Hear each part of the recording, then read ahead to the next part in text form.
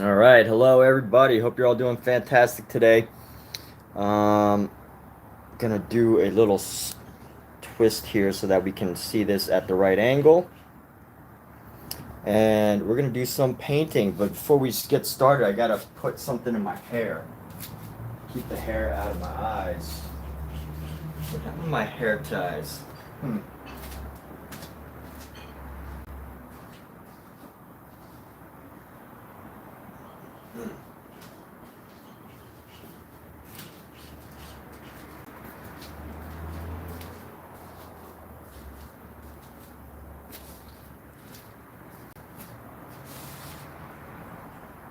All right, so we're gonna pop this, get our hair tied situated so that I don't have hair popping into my face every 45 seconds.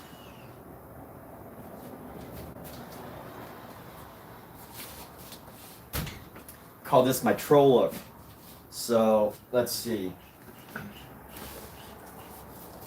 Get some gloves. Hope you're all doing fantastic today. We got Alex T11 Limo.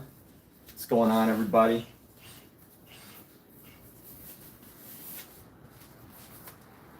And we got Hernandez, King Kane. I'm gonna do some painting here along the way.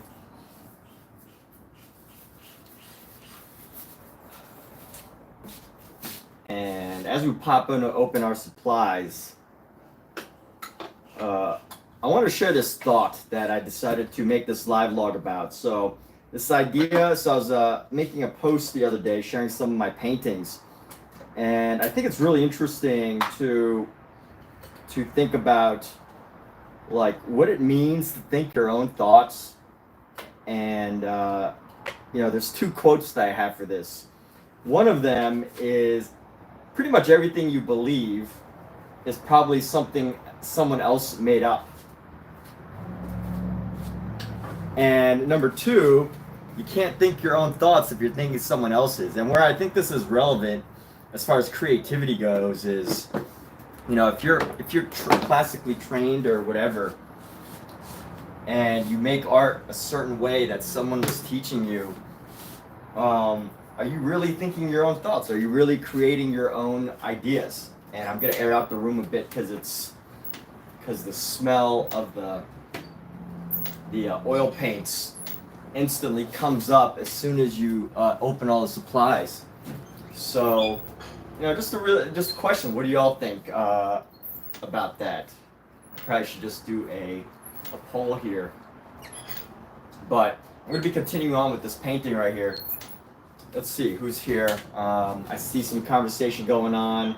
I had to air out my room real quick, but I'll be back in a second. I can't see every message that. Oh my God. Can't read the messages from here, unfortunately. So give me 1 second and let's go ahead and have a creative conversation, everybody. So Odin, what's going on? Rats slay all day. Thank you. The Sands is a big time. Millicent, thank you.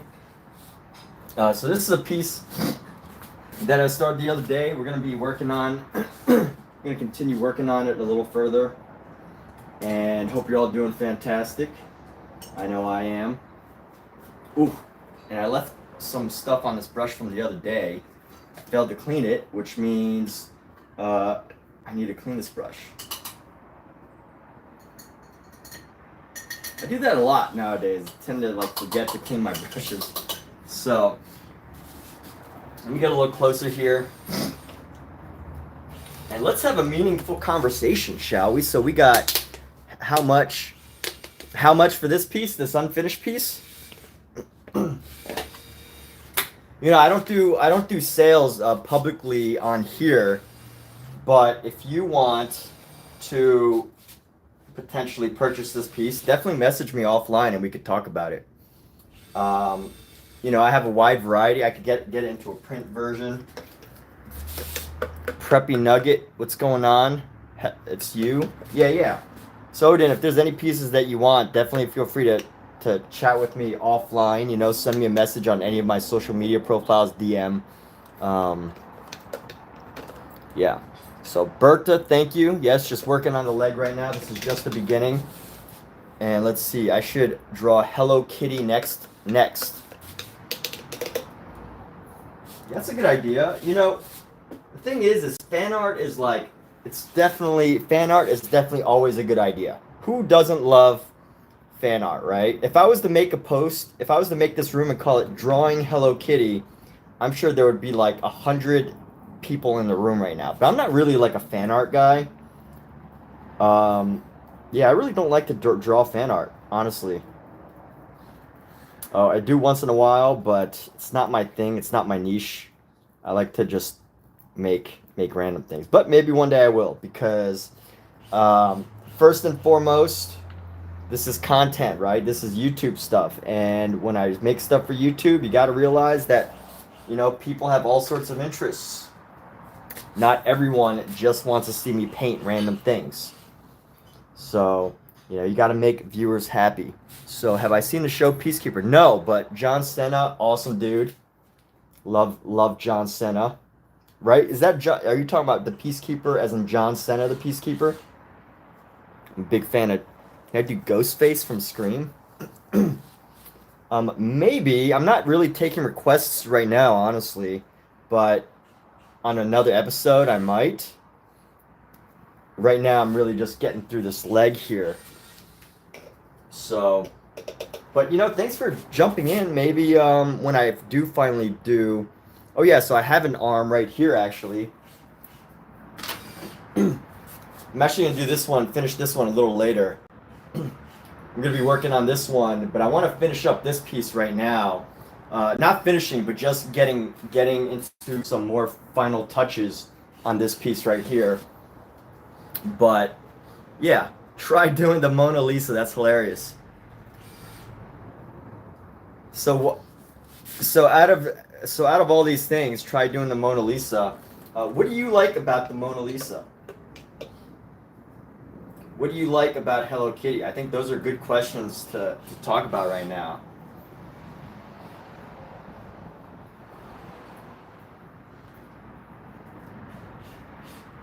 Aside from those pop icons, armed and ready, yes.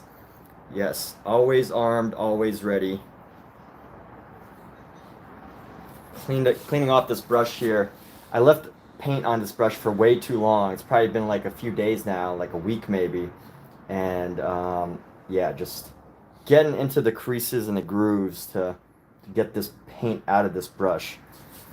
This is what happens when you aren't taking care of your brushes every single day, is you end up having brushes that get ruined a little bit, sadly. So, it is creative. Okay.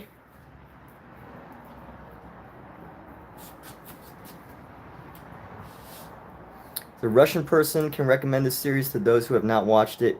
You watched it in 2 days and you liked it very much. What did you, Milson, what did you watch? What are you talking about?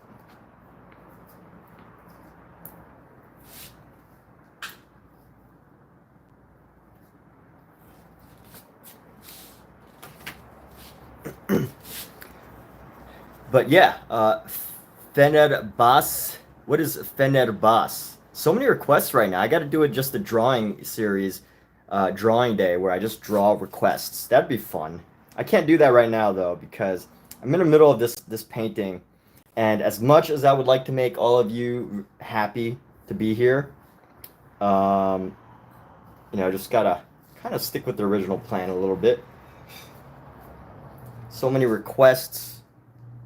If you do want to commission me for something, you can feel free to send me an email at hazzacreative.com. But I only ship in America, so only in USA will I ship. But if you want like a print, I can make a print version. So let me clean off this brush and hopefully we can finally start to use this.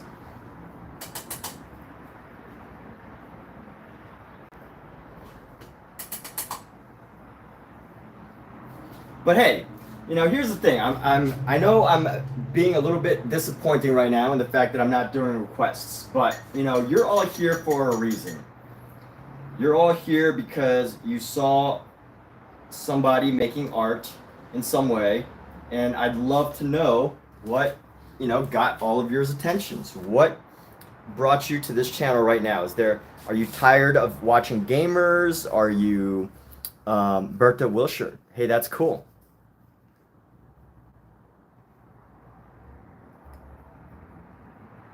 But that's interesting, Berta. Like, you know, sometimes when you look at art, you know, it's just one of those things. Like, it just affects you, it just moves you, and you don't know why. So I wasn't like, you know, trying to get you to make an essay or anything, but I think it's important to think about, you know, like, what is it that I like about a piece? And there's so much art nowadays where, you know, people are so focused on the technical element of it, especially, you know, like how technical it is and how nice it looks and how like realistic it looks or whatever, where, you know, that becomes like an easy way to like judge. David, what's going on? That becomes an easy way to like judge and evaluate a piece. But you know, there's so much art out there that just moves us without, you know, without an explanation. You know, we don't need to explain. Sometimes just makes us feel a certain way, whether positive, maybe negative. You know, some art affects us negatively. It gives us a reaction, emotional reaction. Maybe we're jealous that an artist can, you know, do something and uh, you know, get international fame for it, you know? Even that is an emotional reaction. So I really think, as far as art goes, I'm trying to separate some of these pieces because a lot of pieces have gotten stuck together, and I really like this brush, but I haven't taken care of it, so it's my fault that some of this brush has kind of lost its original original qualities, which are very good qualities. But you know, maybe I can revive it just a little bit.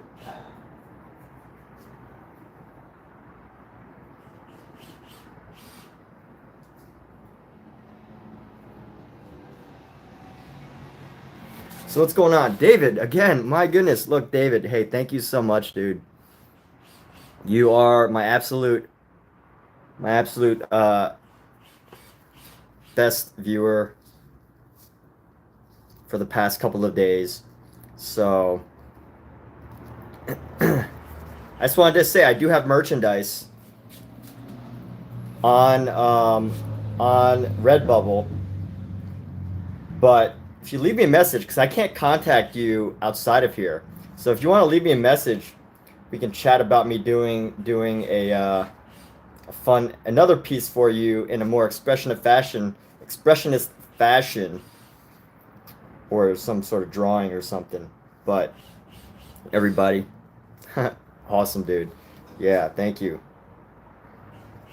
And that's David from Sweden, everybody.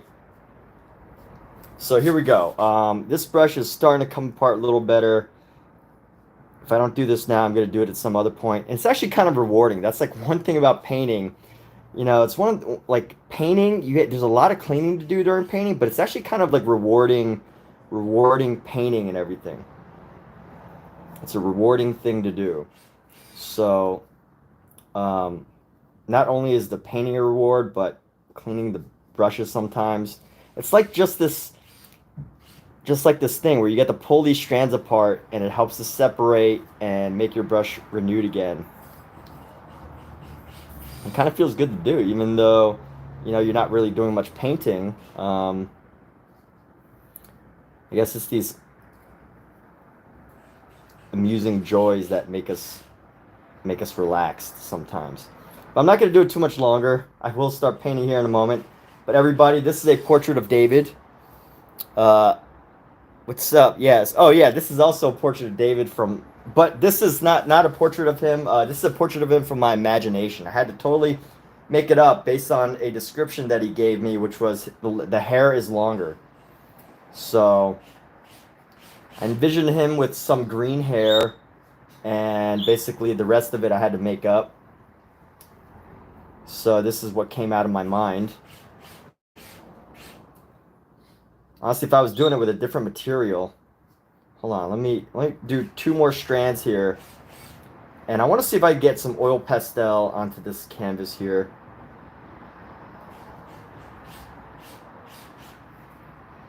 All right, that's enough of this.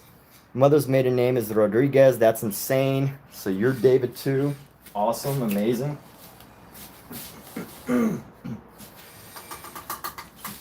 All right, so let's get back to painting, shall we, people? Let's do it.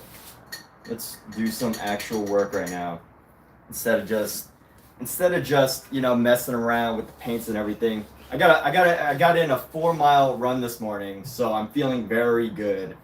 Did a little bit of work, 4-hour run, and feel amazing. By the way, like running, if you haven't gotten into running, I highly recommend it. It is probably one of my favorite exercises that I've gotten to like. I used to absolutely like hate running. I couldn't stand it the way like it just felt. But you get a good pair of shoes and you start running, and my goodness, it's like meditative. Your body, like I can't even explain how good your body feels after until you actually do it. But it's like you get a whole new body that morning. You wake up, you're feeling kind of like groggy. You don't really want to like go for a run, but once you finish your run, something happens in your hormones and with your hormones, and your whole body just like goes into this state of renewal. That's what it feels like. But I don't like running while I'm running. So hey, thanks, Berta. So Berta, you've said that you love my content. I really appreciate that. What brings you here? YouTube, TV, Netflix, Hulu, there are thousands of things that you could watch right now. And I find it I'm very appreciative that you have taken the time to watch this very specific stream. And I just want to ask, what brings you to an art channel, a painting channel, a random painter? So I love to know what my viewers, what goes on in the thoughts of my viewers. So let's see. All right, let's get started painting. I just got to do this leg. I'm gonna do some more detail in here, and let's go ahead with some of this red that we have. We're gonna mix it with our yellow.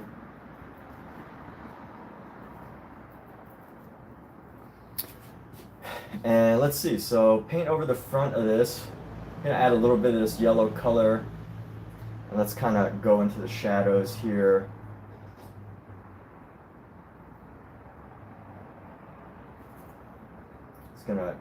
We're gonna reflect this yellow a bit.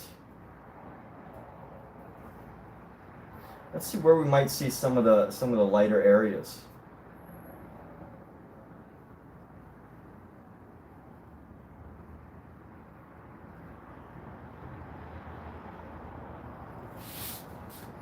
So we're continuing on here. And as we do this, I'm just gonna add stuff to David's face here, just like random colors whenever I need to fill it up. Whenever I need to get some paint off of this brush. And let's see, we're gonna paint a little highlight along this front here.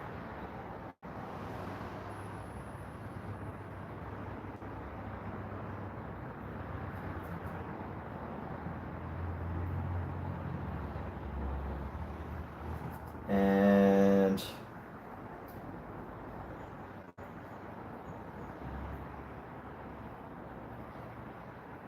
here we go.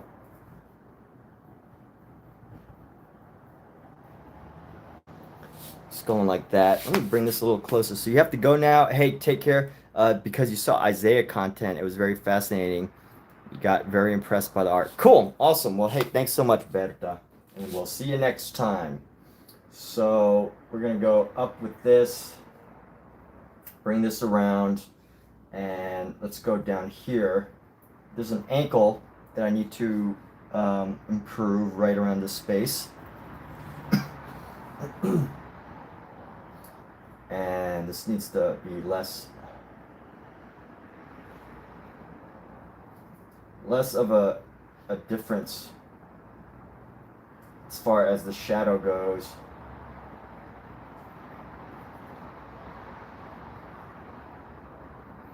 And we're going to have a little bit of an ankle right there. I still need the separation here. Let's go to the front of this toe. Front of the toe needs some color. We're going to bring... I probably need to switch brushes here in a moment, even though I spent so much time cleaning this brush. You know, it might be about time to use a brush that's more or less appropriate. I say more or less appropriate because, you know, I feel like every brush that you use can have a certain effect that may or may not be good or interesting. But at the same time, you know, I think this has really helped to create like a roughness, a design to this leg that's very like painterly.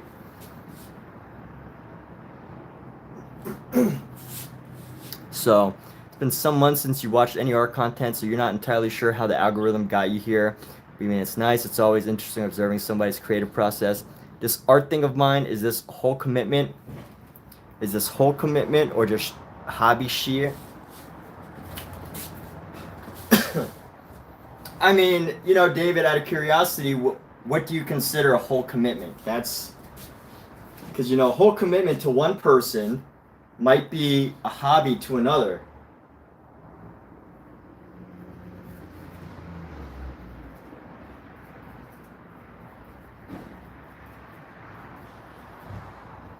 Now, I personally consider I'm wholly committed to artwork, but here's the thing, like, I don't have time necessarily to paint 8 hours a day, and even if I did have the time to paint 8 hours a day, I don't know if I necessarily would.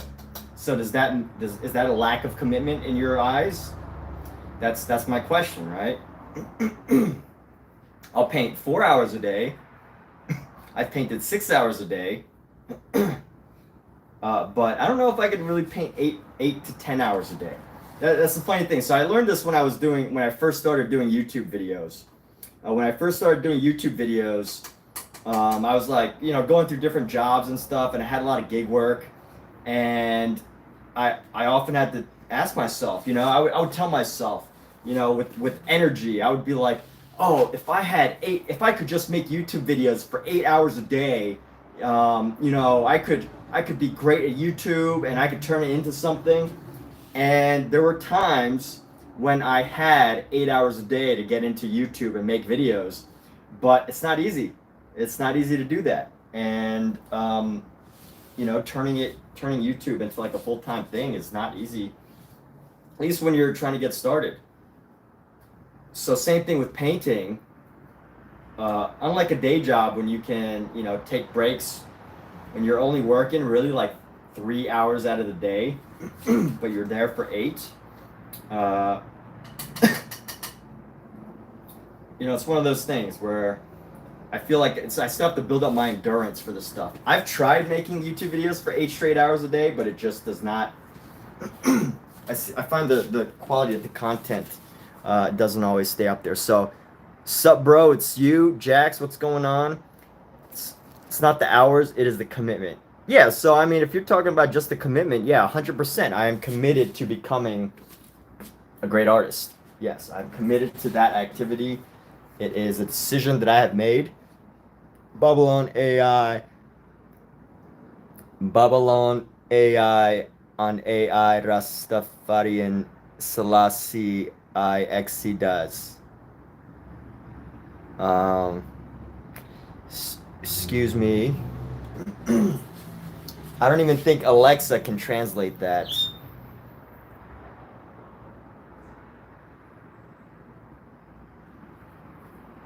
Yeah, that's like such a distinct dialect, I feel. So, yeah, I don't know. Something about Rastafarianism. Cool. Jamaican flag. Shout out to the Fat Muppet. Guessing you're from Jamaica. Very awesome. I hear very many good things about Jamaica. I actually auditioned for a Jamaican TV show. Well, not a Jamaican TV show. It's a TV show that's based in Jamaica, and I had to practice a Jamaican accent. And I couldn't do it. It's really hard. I couldn't do it. It was really difficult. I faked it during the audition, but I wouldn't say that I obviously did not book the role. Otherwise, I would be saying that I did. And here we go. So just painting down here. We're gonna go a little dark toe area right there.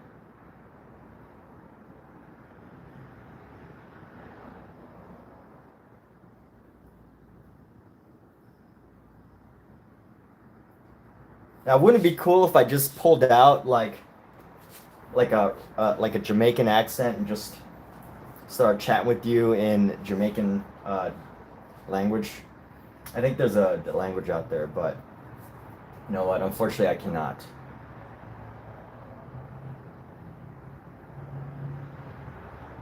But hey, one thing that's great is art is a visual language. You can be from any country, any culture,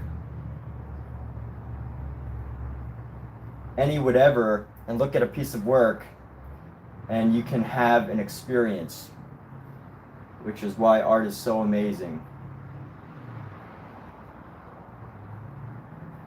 So I'm just tightening up some of these shadows in this area here, and we're gonna draw in some of this space right here. Let's go up around this space right here, add some shadows, make it a little bit of a separation here. And let's see, I think I have a bit too much separation going on. So let's go like this. This needs to be really dark and circular. And we're gonna go, boom.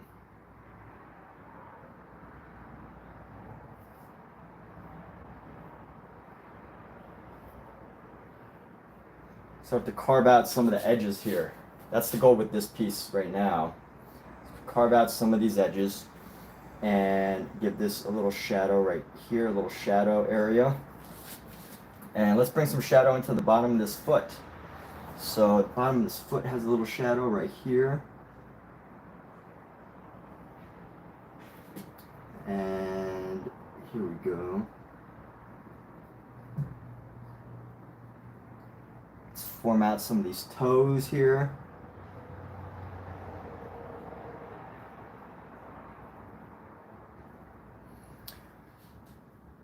How come I wanted to draw?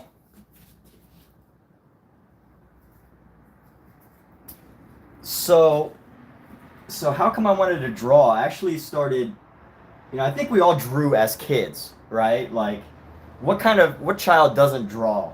And I would always draw on my shoes. And I don't mean it's a kid's activity. I mean, like, naturally humans want to communicate. And so many of us are visual communicators that we just have this natural tendency to want to draw or sketch. And as an adult, quite a few years ago, I just, one day I was like, I'm a horrible drawer. I draw really horribly, and I wanted to do it. I wanted to learn how to draw better. So I started I got a notebook, just got a bunch of learning courses to learn how to draw. And I started doing it, and it became from one project to another, and it has since become a thing for me. So there we go. We're gonna do another toe right here.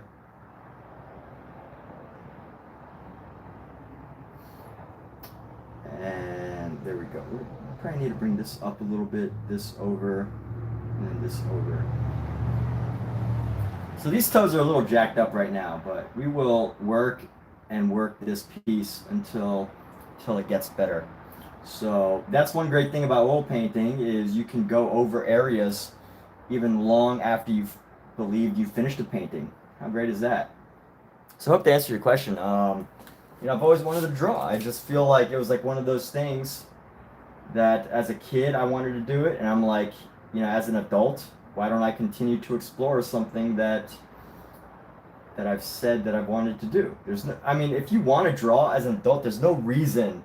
Like, that's one great thing about growing up, getting into my 30s, is although you have less time to do things, you also realize, like, hey, I have less time to do some of this stuff. I gotta really like decide on some things that, you know, I absolutely love to do.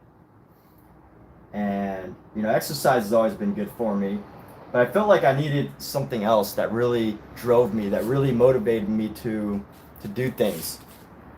So on TikTok, what's up, Bogdan? Bogdan, correct? Здравствуйте, Bogdan. Hello. What was that?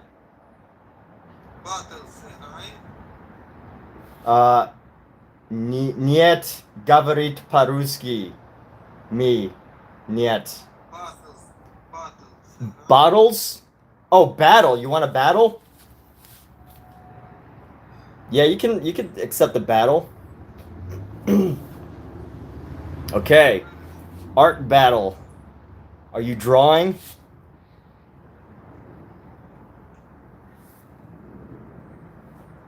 All right, cool. We got a battle going on TikTok. I think Bogdan is about to win a battle, everybody. Bogdan the champion. So yeah, as I was like talking about earlier, you know, I think it's like one of those things. I got into drawing. I've always drawn as a kid, but then, you know, actually as a kid I would always draw and I would get in trouble for drawing. So I think that really prevented me from becoming an active drawer until I became, you know, until I got older in my 30s or my late 20s, that I got into more drawing. But yeah, I would get in trouble because I would like doodle so much. I would doodle all sorts of stuff, and teachers didn't like that, so I stopped for a long time. And here's the other thing. I think like as a kid, I didn't really know what I wanted out of life. And you know, it's funny to say because most kids, you know, you would think that most kids probably, yeah, yeah. So you think like a lot of kids don't know what they want, but you know what? I think just kind of figuring out your own talents over time and realizing that I could turn drawing into one of mine. So that's a long answer, David. Sometimes when I get these questions, it's like a topic that I've thought about for lots and lots of time. And when I get them, I kind of just like regurgitate every idea that's popped into my mind about that subject. So here I am trying to paint at the same time. So let's see. I need to update this piece right here. It is hot here.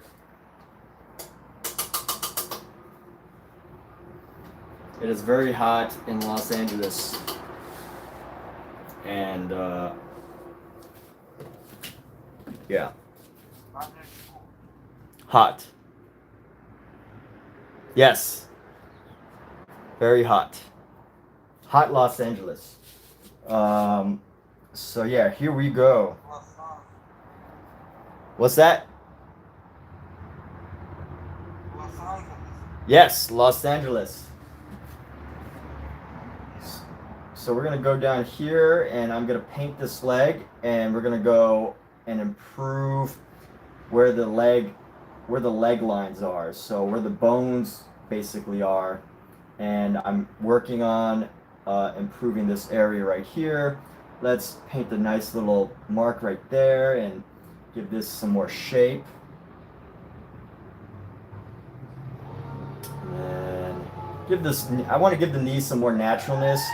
And there's a little bit of a shape that I have to update right here.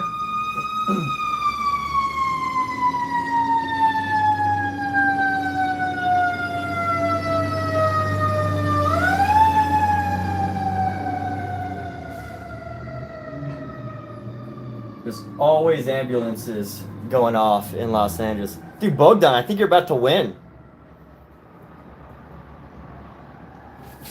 David, you said for once you want to be real. What do you mean for once you want to be real?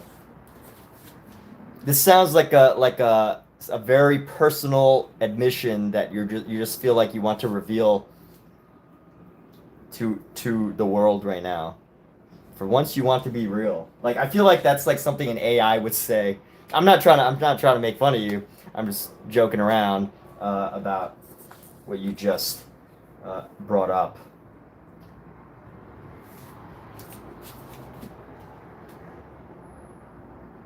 But that does sound like something AI would say, right? Like a futuristic sci-fi movie, and the AI is there, and they're like, "What do you want most out of life, AI?" And you know, the AI just goes, "For once, I just want to be real." There's a really good movie quote there, dude.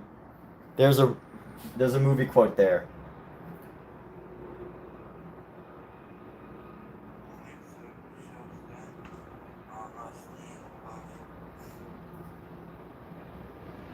Honestly, that is a beautiful. Those are some beautiful words, David.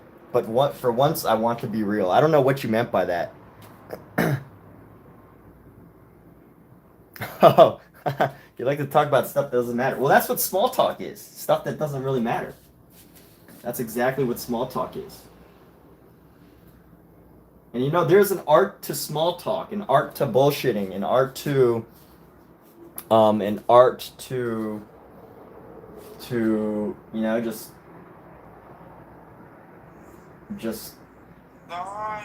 talking crap to people. Good game, Bogdan. Yes. How do I say thank you? Privet or Pajausta. Pajausta. Ah, good game. Yes.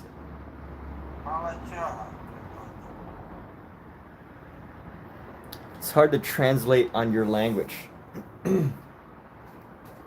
Everyone wants to play me on TikTok and battle me because they always win. I'm not made for the TikTok game.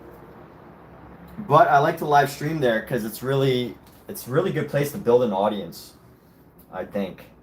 But it's just I'm not really good at building. So I need to keep I keep adjusting this knee because there's something that I'm not quite getting about it. So this is coming like down here, and I think what's happening is this is not wide enough.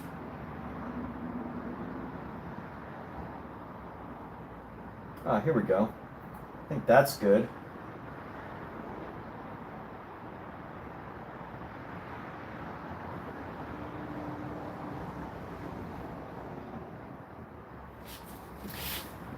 Hard to translate in your language. Yeah, but that's cool, man. Like, for once I want to be real. Those are some beautiful if those words were written in a book by like, you know, some sci-fi robot, I think those would be some award-winning words. Truly. You just inadvertently created a beautiful phrase.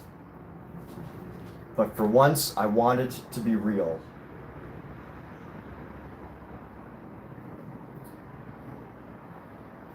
No beautifuler words have been said today or have been written today. Yes. Good job. Good job, David. All right, so here we go. I need to paint into this leg to reduce how hard some of the shadow is. And let's see, let's form our shadow. This needs to be shaded a bit better, a little bit less dark. Let's get the tops of these toes to have like a nice shine to them. Let's give the tops of these toes a nice shine. So we're gonna have right here, I'm gonna go, let's see if we can finally establish these toes a little better.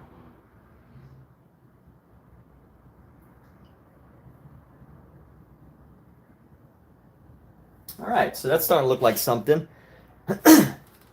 These toes have created the foundation of what they will look like here in a few moments, or in a little bit. But for now, they're just highlighted areas.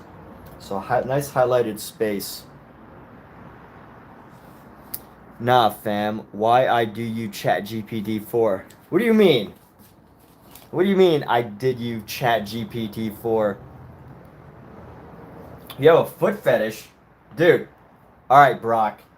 I'm about to do something that you might need to go offline for, because I have an entire collection of foot drawings here.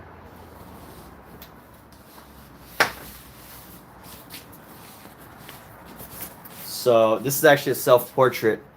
This is a very stylized self-portrait, but I can't do it in oil painting. Otherwise, I would have done something like this for you, David. But let's see. All right. So nope, these are not feet. These are not feet. Where's my feet? Oh, Brock, are you ready? Are you ready, Brock? I don't know if you're gonna be able to handle these feet. I just hope that, you know, you are in a private area that, look at these. Look how beautiful these feet are. My goodness. You don't see feet like these on the internet because I made these. You don't see feet like these on the internet. You can't find feet like this on the internet because I am the only one who has made these.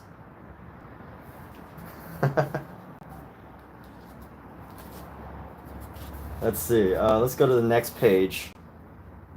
If you want prints of these, by the way, Brock, if you want prints of these, you can feel free to message me. I'll actually make these for t-shirt ready. You get them printed on a t-shirt. And you know what? People are going to think this is totally cool because it's artwork of feet and not just like a random foot. I really should get these into print soon. I just haven't had time. Here's another one. Can really only see up close. But look at these. Isn't it beautiful? Isn't it amazing? The detail here. You don't find this type of artwork of feet because it's very unique. Let's see. I have one more. I have a couple more, I think. Let's see. No, these are faces. I could have swore I had one more page, but there you go.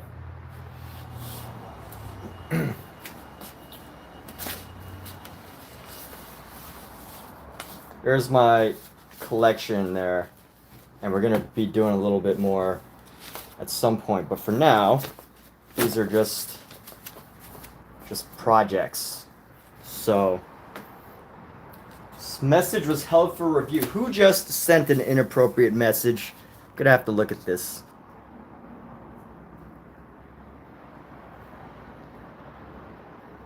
All right.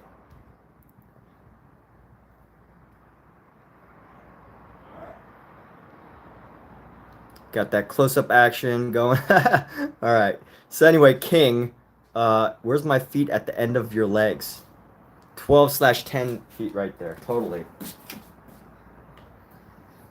I actually thought about if it was possible to make a niche out of feet drawings, because I have a knack for it, you know. I have a knack for it, but I don't know if I would actually want to spend hours a day drawing feet.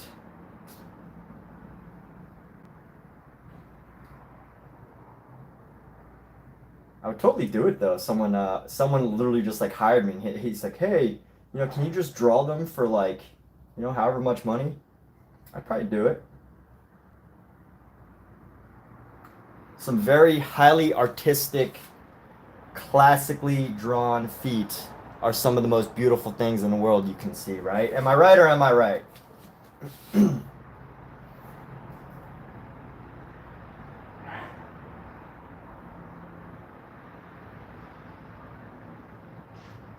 So anyway, let's go like this.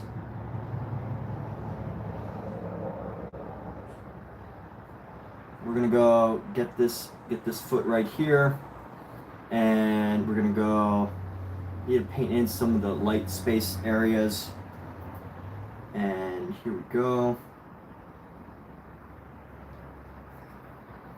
Get this circle right here.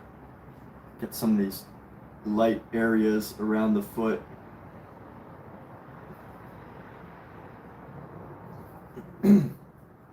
And I think some of this needs to come down.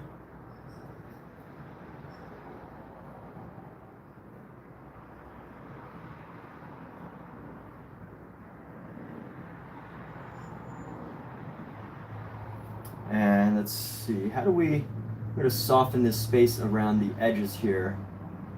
Because the edges have a bit of a hard line, so I'm just going to paint over them to create an illusion of roundness in this. And here we go. So, okay. This needs a little funky. So was I born and raised in America? Nah, I was born in China, raised in Los Angeles. On a serious note, I'm a great artist. Thank you, Brock. Might have been your thumb registering too much dwell time, getting a lot of lag right now. Okay, King, that's cool. Thanks for letting us know. By the way, everybody, meet King. King, meet everybody. Jelly Belly, what's going on? Raining Drops. Raining Drops, I've seen that name before. Hello, welcome. Just Breads, Noah, hello. Alabama. I've been to Alabama. I like Alabama. I lived in Arkansas. I don't know how Alabamans and Arkansans feel about each other, but if y'all actually like each other or feel like it's very similar, I am trying to relate. So, yeah. But here we go. I feel like I pushed this leg as far as I could go right now. So we're gonna go like this, and then we're gonna go, this will be a bit bigger here.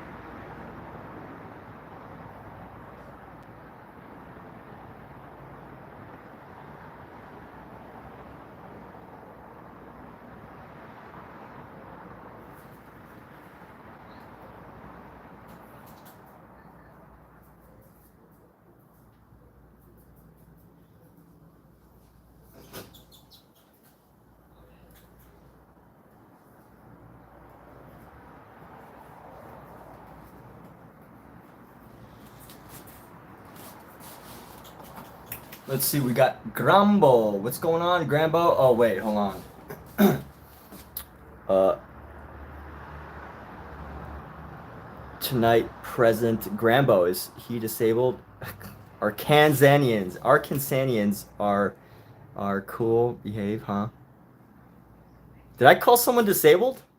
Oh, no, I see, okay. Am I disabled? All right, let's not make fun of each other, people. You can make fun of me, but you can make fun of the artwork, make fun of me, or make,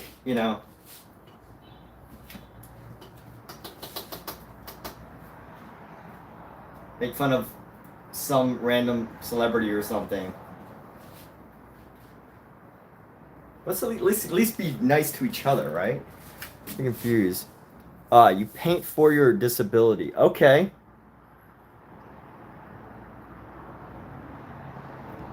That's awesome. Painting for a disability. Well, thank you for sharing that part of yourself, Grambo.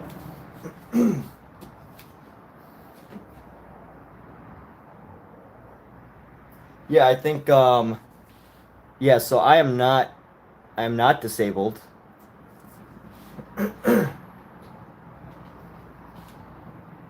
But here's the thing. I mean, I feel like everybody has some level of, like, disability, right? Like, some people can't sleep. Some people have insomnia. Some people, like, have bad knees. I ramble on and on sometimes and then forget what I was just saying. I think that's, like, a bit of a disability sometimes. I forget where I put my keys sometimes.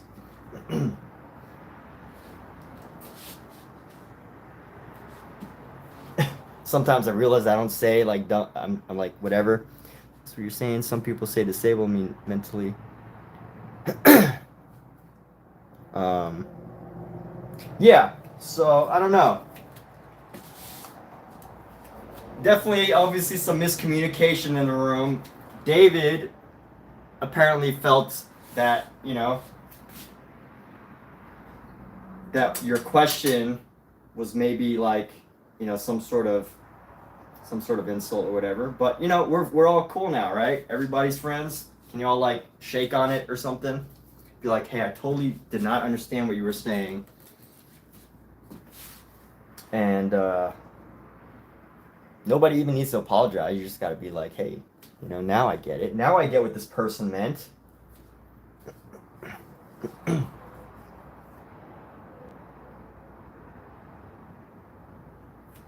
All right, cool. There we go. So we're all good. So Grambo is an artist. Well, welcome. What type of artwork do you do, Grambo?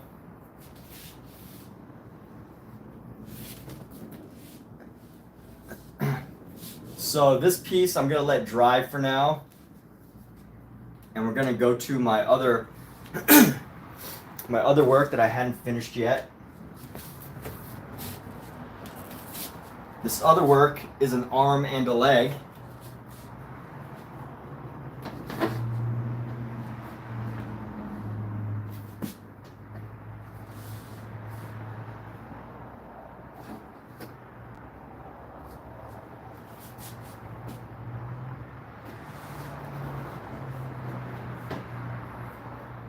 So we're gonna put this on pause. Actually, you know what? Before we move on to a previous painting, I want to start another leg on here.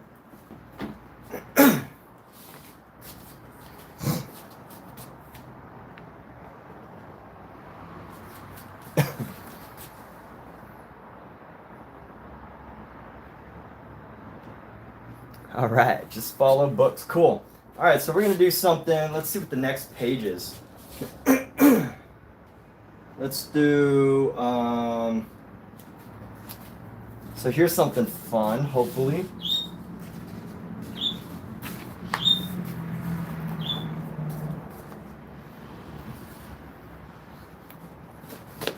People are gonna look at this and be very confused. They're gonna be like, why is this head on top of a leg body? And let's let them have that confusion. Let's allow that confusion to shine, people.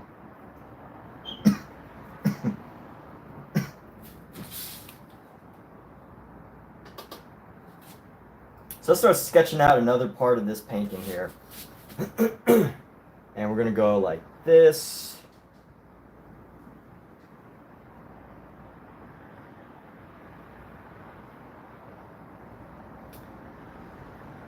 David's head is going to be a disembodied figure, basically.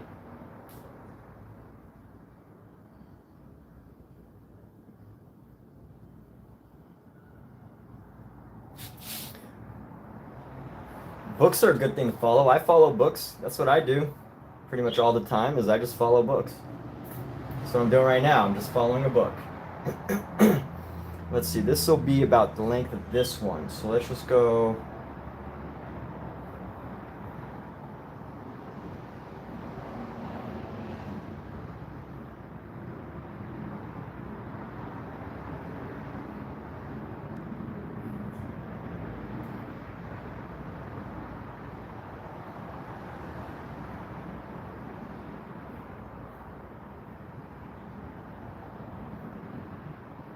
double that, and then it's going to come down, double that. And be like that. Pop this over like that. Let's start a new section of this painting here.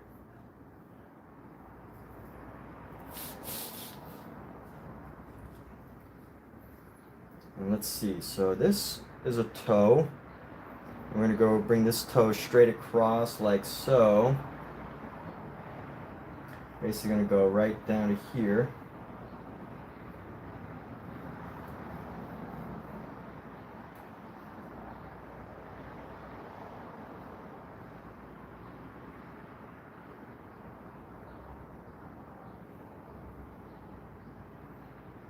And let's see how we're gonna make this work. So we're gonna bring this up.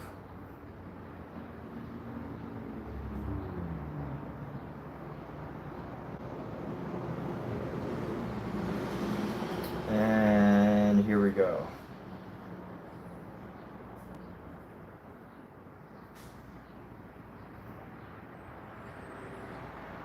And there we go. Let's do this. Bring this toe down. Doing a basic sketch here. Just sketching this all out. Let's see. Their feet have 5 toes, right? So that's 1, 2. Need 1 more, and then the big toe. So this one's probably a little bit too far. So 1, 2, 3, and then the big toe right there. So this is going to be a body. We're going to bring this body from back here, and we're going to go whoosh. Make noises for the movements of the brush.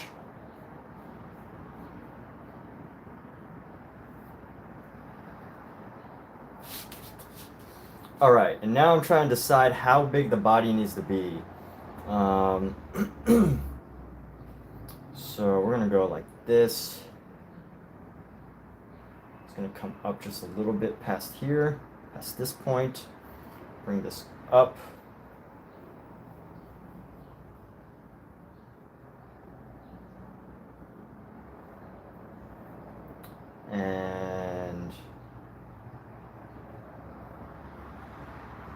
And there we go. And this across. So this is just the sketch out. Sketching this out here. And this can probably be a little bit thinner.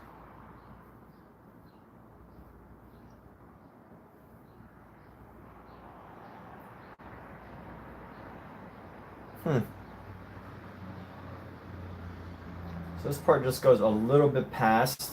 It starts to round its way up. And then it just goes...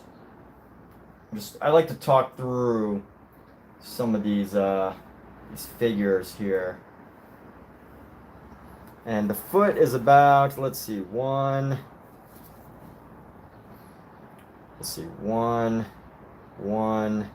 and a half lengths across. So whatever this is, whatever this length is, I need to go about 1.5, which means it needs to go, let's see, 1.5, which means it needs to end right around here. So we're gonna go ahead and go a bit further with this and pop this down.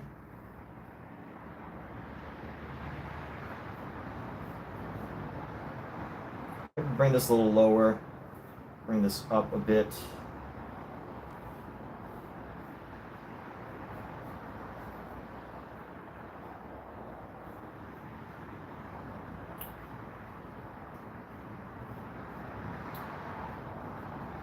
All right, so here we go.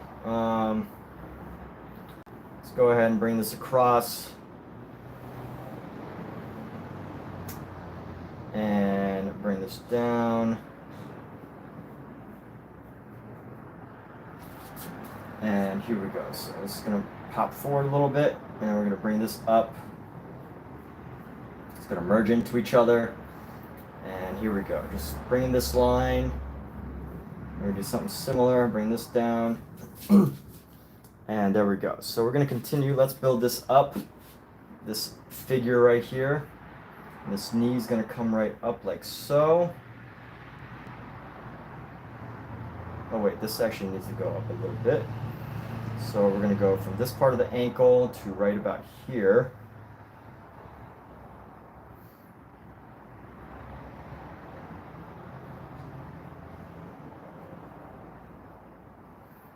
And then bring this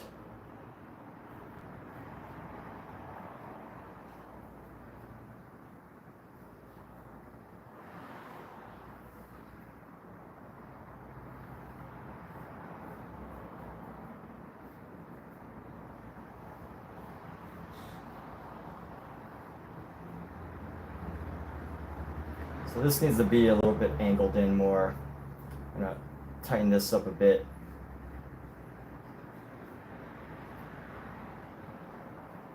Just so that this can have a bit more of a downward trajectory, so we create like a sharper ankle.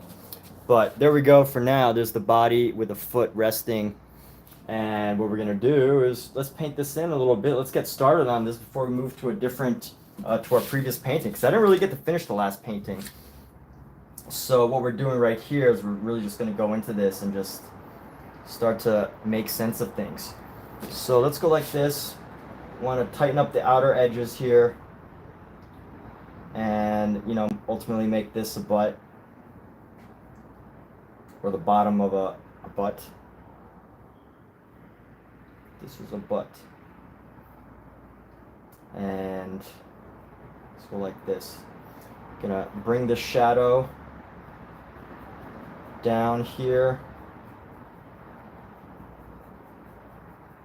It's going to start to create this like natural curve into this leg here, and you can start to see how the shadows really just help to create the form of everything, which is amazing.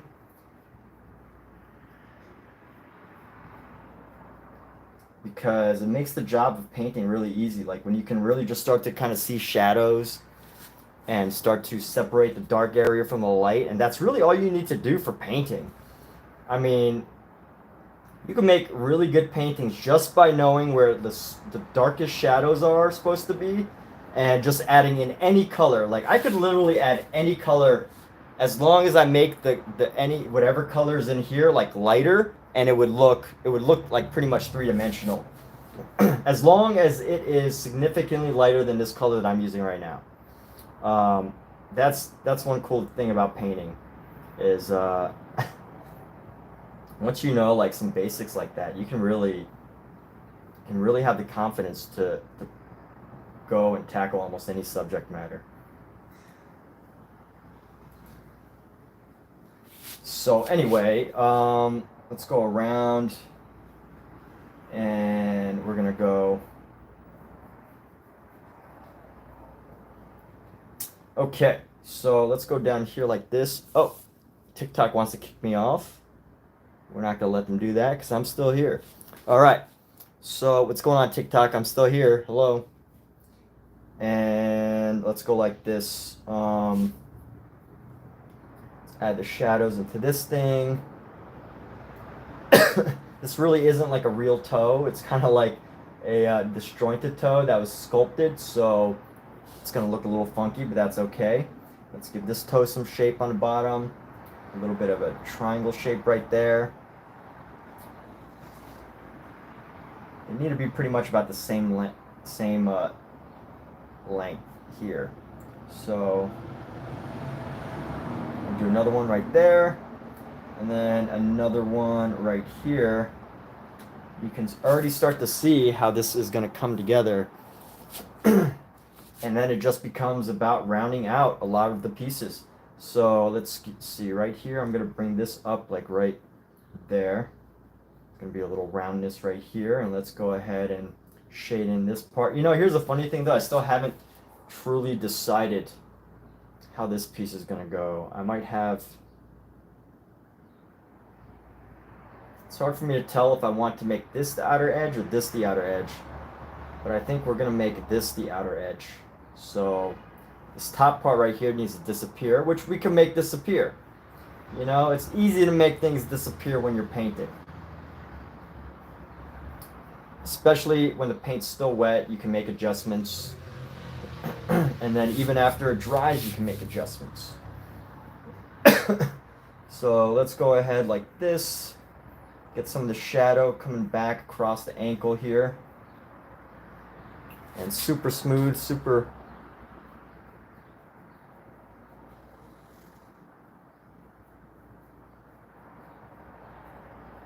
Let's do like this.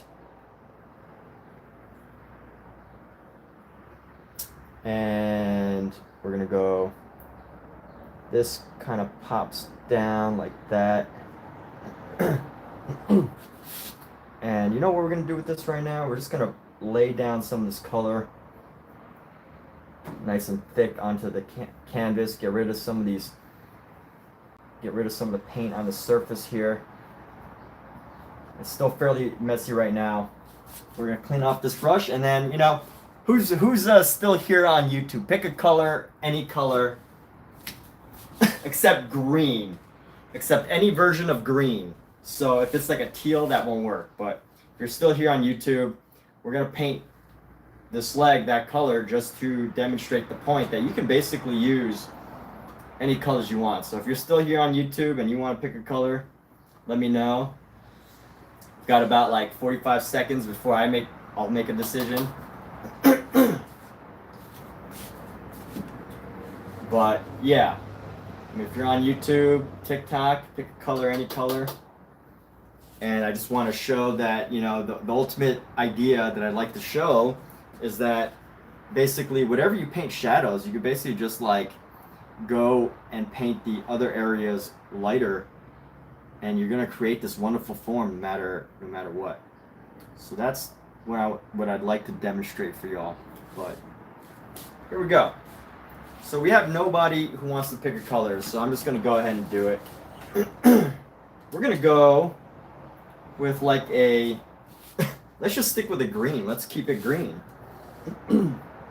Let's make it green, people.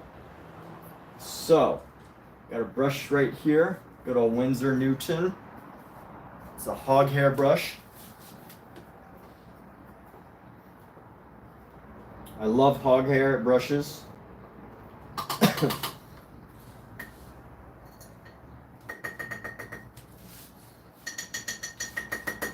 So let's go.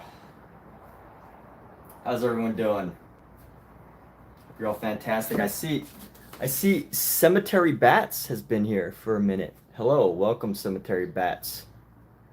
What's the difference between a cemetery bat and a cave bat?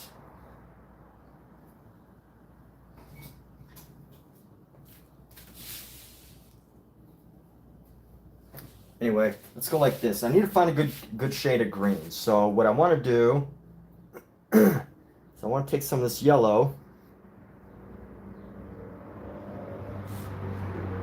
I'm going to bring it down into this green space. Bring in a little bit of our Viridian. A little bit of this Viridian. Bring in our white a bit more. And we're going to create this like beautiful emerald green to work with. That's the goal.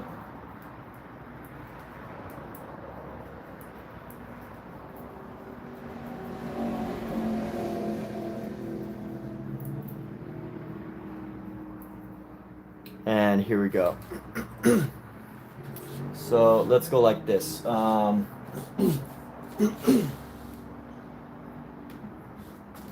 want to improve the spreadability of this. So I'm actually going to throw down some Gamblin solvent-free gel. I don't actually use this very often. The only reason I use it is because it came with a kit. And basically what it does is it helps you create a more spreadable paint to cover a larger surface area without any other solvents. So that's all it does. Personally, I spend a lot on different solvents, so I don't really use this. But I can see why it comes in handy, and I'm glad that I have it. Although, you know, I don't know if I would necessarily buy more if I was, you know, I don't know if I would necessarily buy more if I needed it, if I ran out. But I might. I don't know. I don't know. Alright, so let's go ahead and just paint this leg green.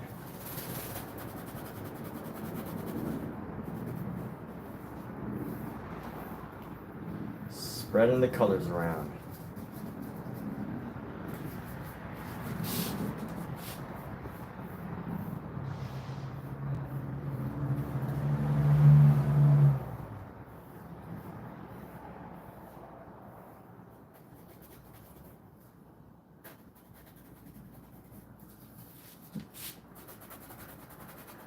And one great thing about using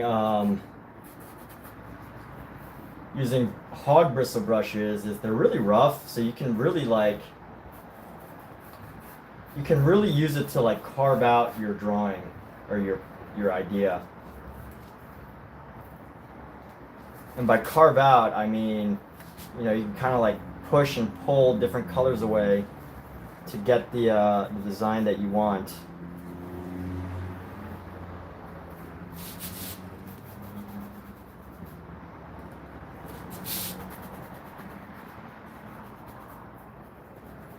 So right now I'm just going into the shadows to add some of these colors into it.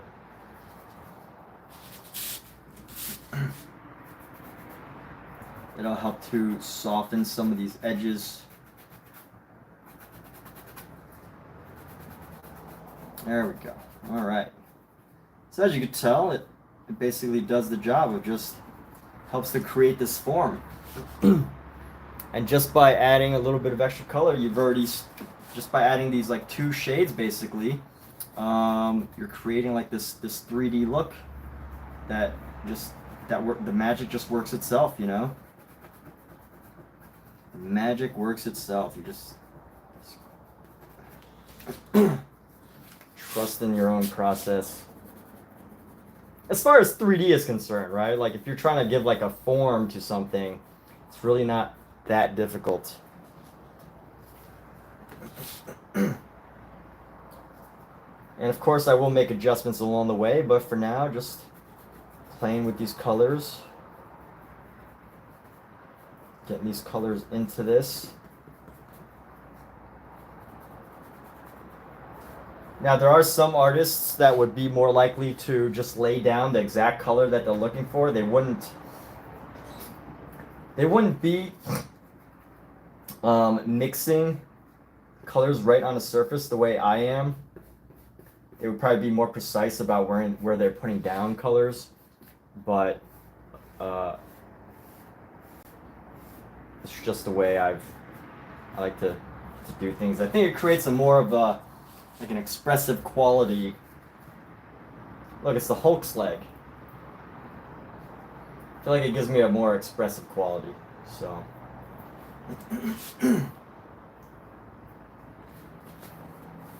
getting the rest of the paint off. And you clean off the tip of this because there's a lot of black on it, or like a dark meridian, which is basically like a black, a version of a very dark color. And I don't want that getting off on the brush. So we're into this color of this like green that we have. So let's put this down right here. Lay down some color right there. Lay down some color right there.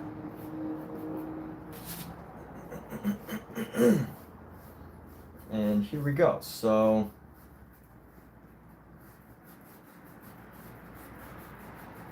yes, there we go. You can see how the shadow separation creates this like texture, this difference in shadow between the light part of the leg.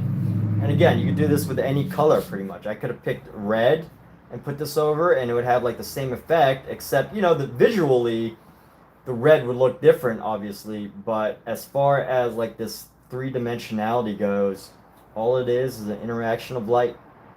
Just an interaction of light and dark. When you look at your arm or whatever, you know, you see this dark side and you see this light side, that's it. Like it's the same, you know, when I rotate my arm, you pretty much see the same colors. And that's all it is. It's just this interaction of how light is reflecting off of your body. Where it's dark, there's less light. Where it's light, there's more light. And then you just gotta figure out what colors you want to put on in between. That's the way you can do it. So obviously this leg is a little too round right now. Maybe not obviously, but let's go ahead and paint this up.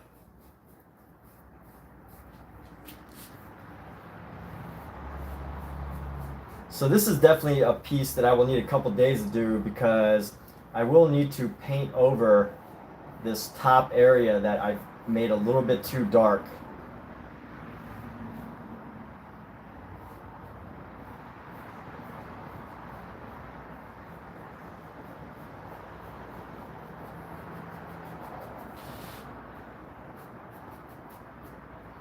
Okay, and here we go. Bring that down.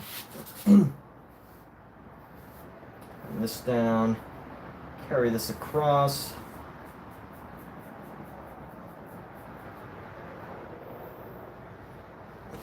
And let's go into here.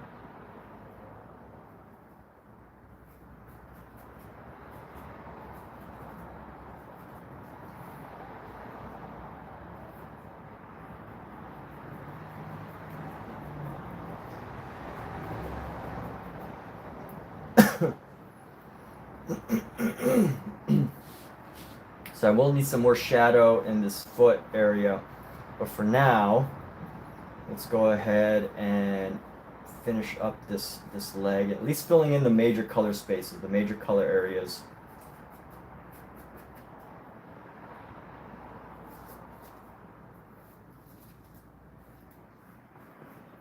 This is the Hulk's leg.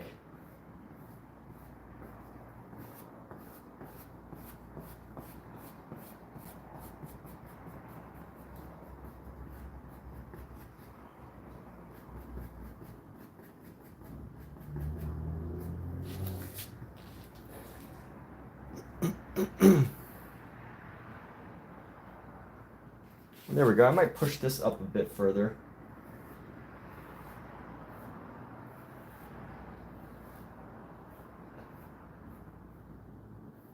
There we go. Let's throw some of this green in this yellow to highlight.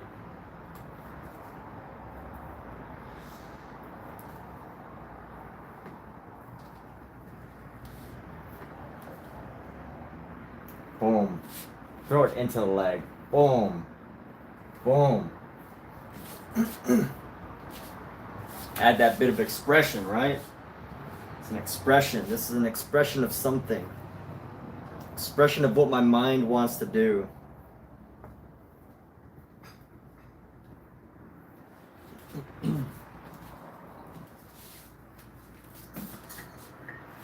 My mind likes to make use of every bit of paint that I have.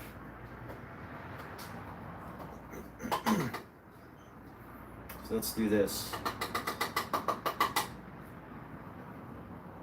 Clean off this brush right now. And let's clean off the brush.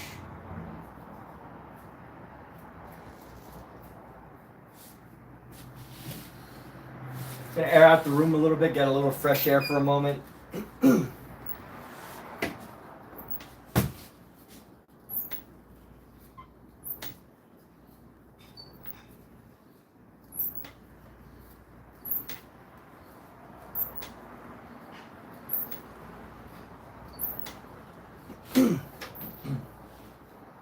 And I'm gonna give a color to the bottom here.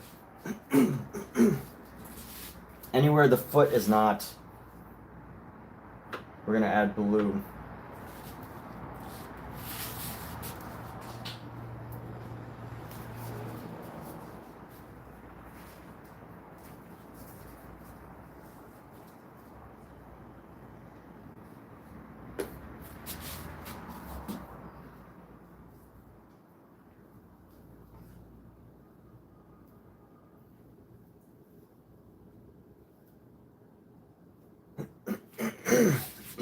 Might as well just pour the rest out here.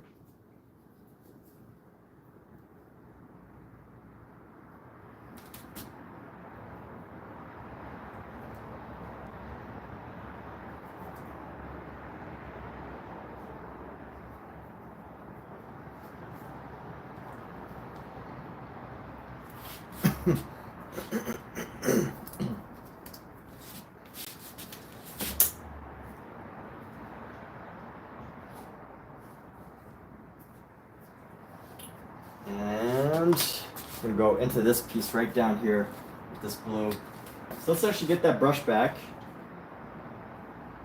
Where's that brush? Which brush was I just using? Is this it? No, that's not it. Where's it at? Here we go. Nope, that's not it either. is it? This one needs to get some cleaning.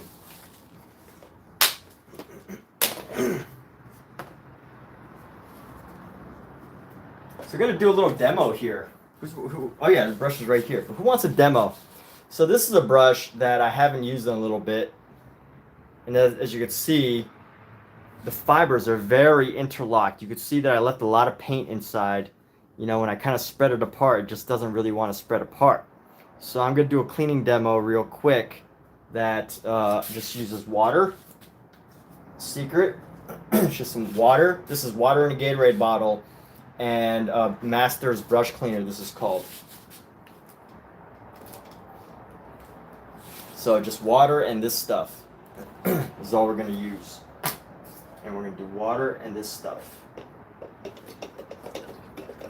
Swish it around in our Gatorade bottle a little bit. I know I should probably just be showing you, but like you can see that it's really hard right now. Like it's not really taking up the paint, but stick some elbow grease in there. And get some elbow grease and we'll be good to go here.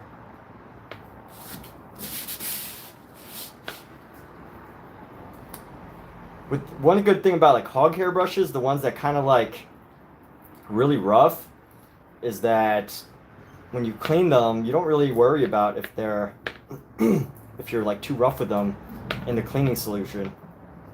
So this, I could like use like a little drill right now, and I wouldn't be too worried about it.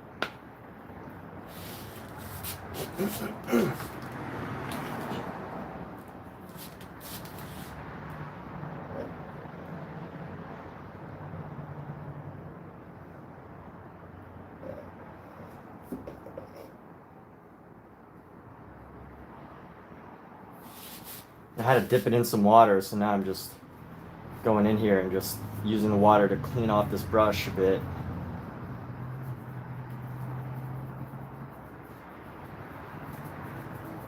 And sometimes you got to go in like more than once. That's okay.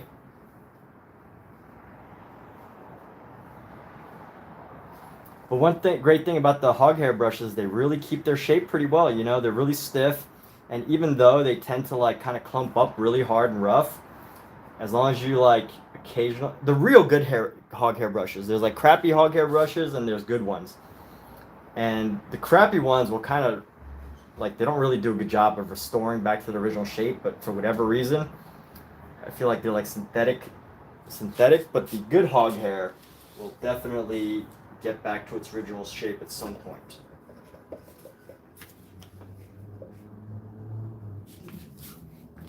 So here we go. Let's do a little bit more cleaning here. And as you can see, a lot more colors coming out now. Before there was only the blue, but you can see some of the orange is actually finally coming off into it. The orange from this brush.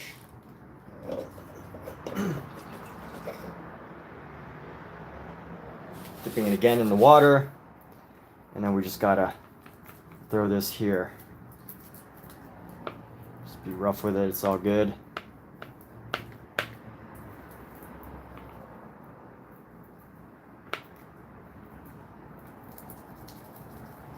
Let it work in there, get into the bristles.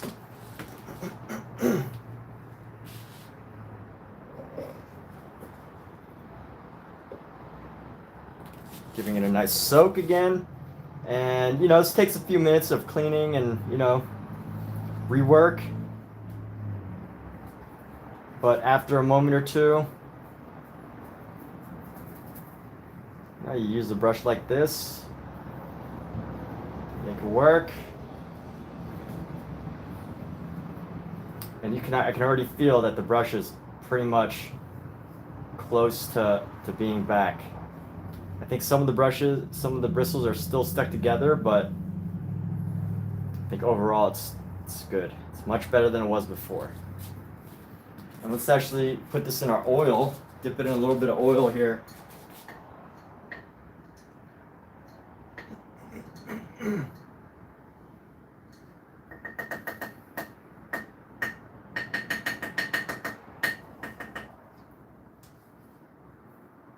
little bit of soap and oil. Now it's nice and slick.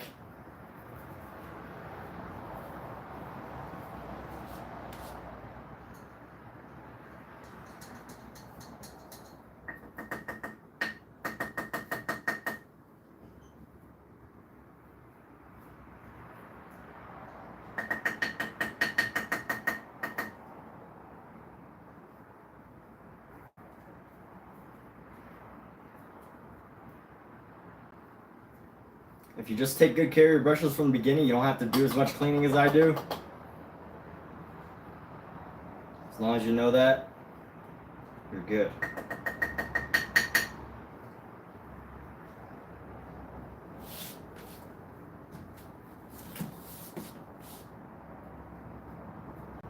And even better, if you can afford it, you can just buy new brushes all the time.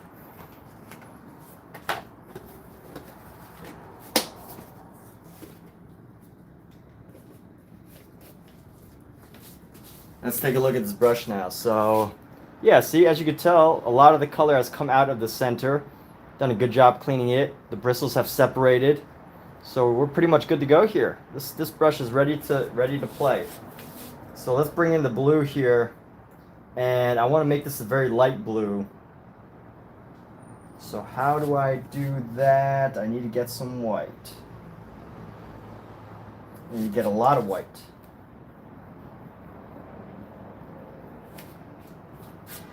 Unfortunately, I've gotten so much white. You know what? I already got blue on this brush, so I kind of got to stick with it. Let's go. What's our white?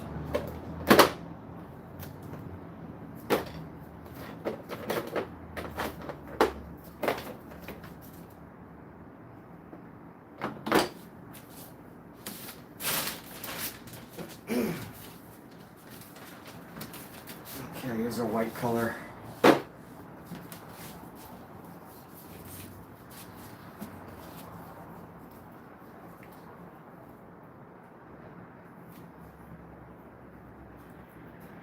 So oily. It's a very oily white. I think I got this as like on sale because it was an imperfect one, which means it's gonna have more oil in it, which doesn't really mean anything too bad, but it can be annoying to work with if it ends up being too oily.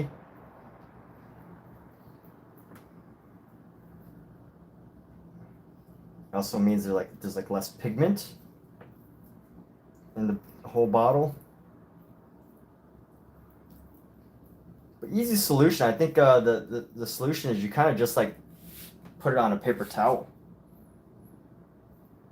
And you know, I've got this color. I'd like to grab just a little bit of pink to give it. I'm gonna give it a little bit of pink and a red just to give it this purple glow. Let's give it some purple here. Very light purple.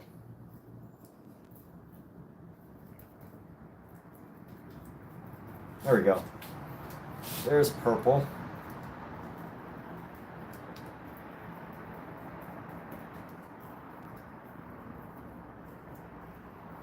I've created a light purple.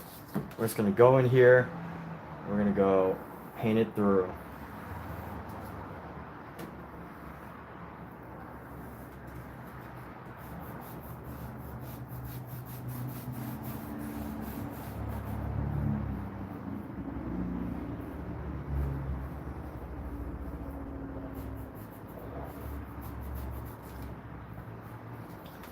And there we go. So I like this purple color we got going on. So a little bit of red and purple. So that's one thing about when working with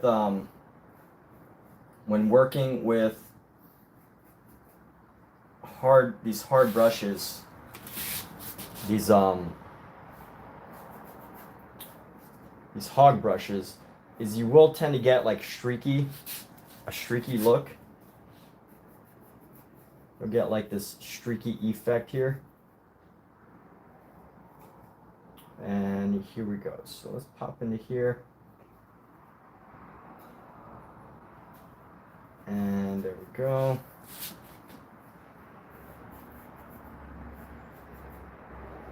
Just the beginning of this piece still. Got a lot more tightening up that we will do. But for now, have our basic colors. And let's go from the toe, across.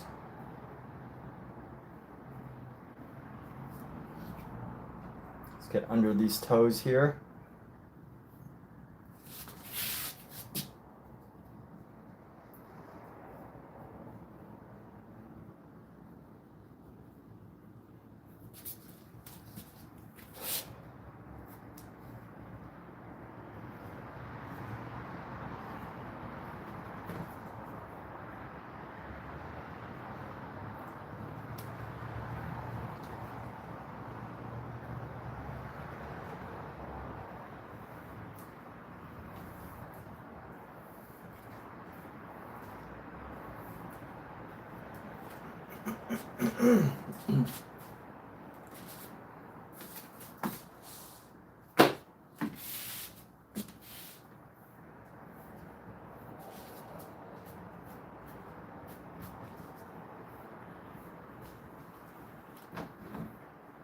And put that down, and then now let's clean this brush off.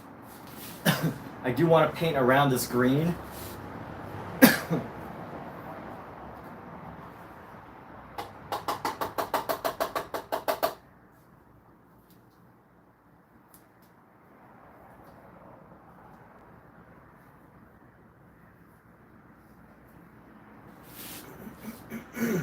And the way I'm going to do that is I'm just going to go with a straight blue.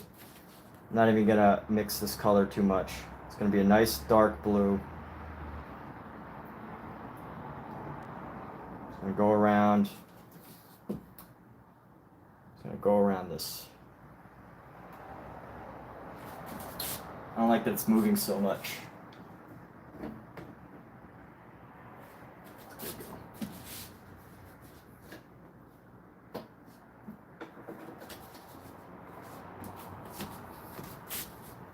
And here we go. Ah, that's better.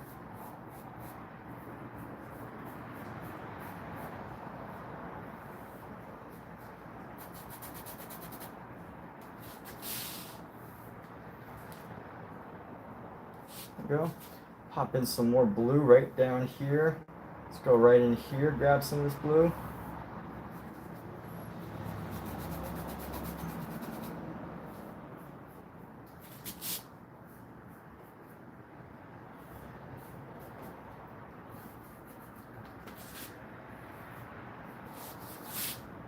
And here we go.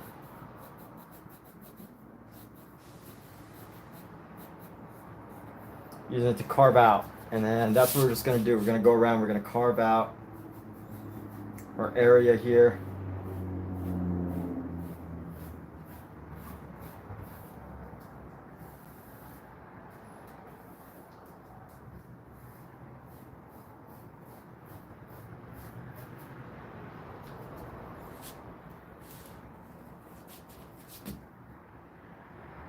I'm going to merge into David's head a little bit. The head of David, that sounds clever.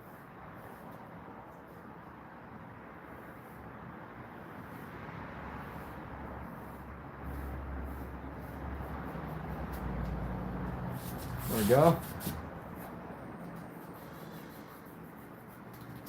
Give this blue some say in the head area.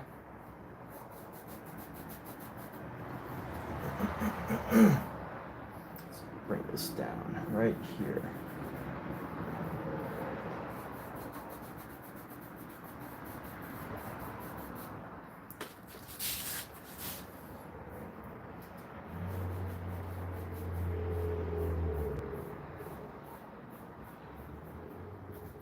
One fun thing about this is you can really just...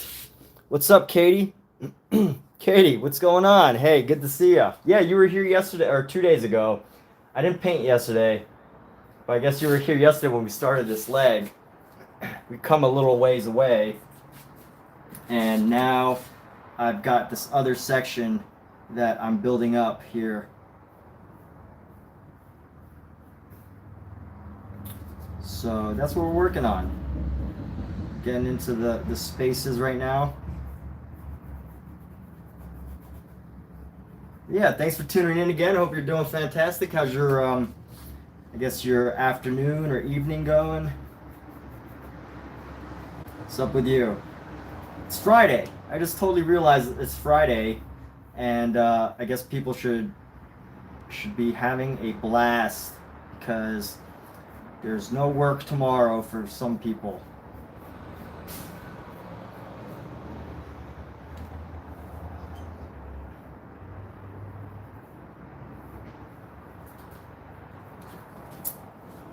So there we go. Now the reason why, just thought the leg looks good. Yes, thank you.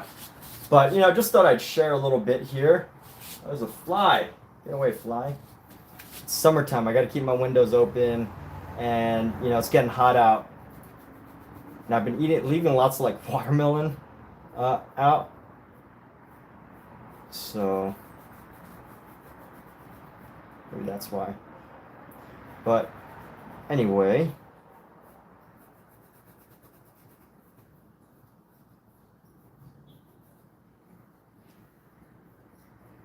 Here we go. And some finishing touches by just covering this area right here.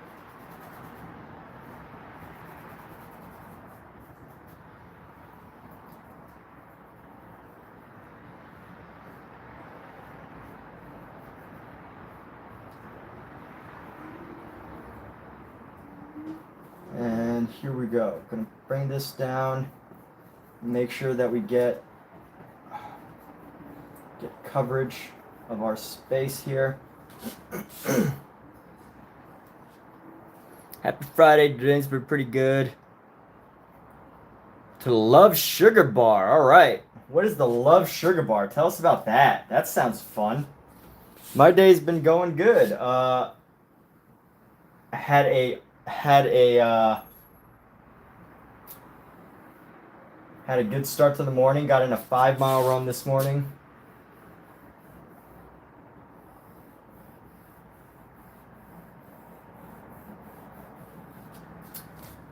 Had a dispute with my girlfriend about dishes, but I think we're good now.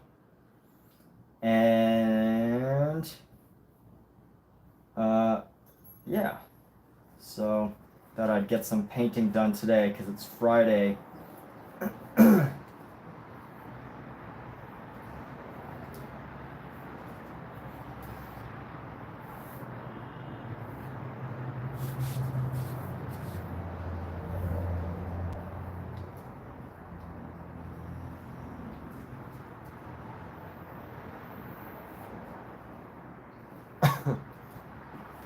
The Love Sugar Bar. I like that. What a good name, the Love Sugar. Love Sugar.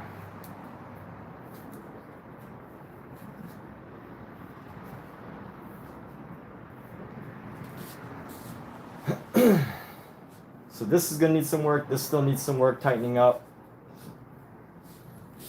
But as far as that goes, let's see, as far as these goes. Is that the place people go to meet people at the Love Sugar Bar?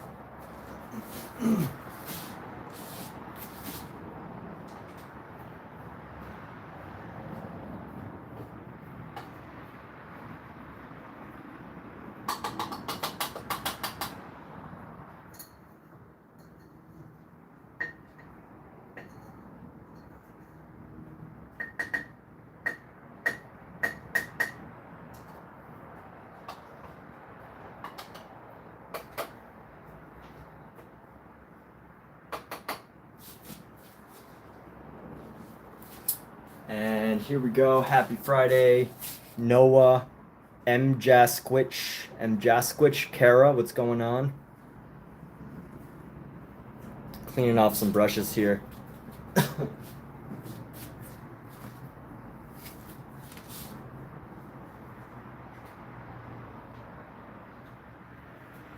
Oh, there's so much paint on these brushes that I have to get off. This brush should be good.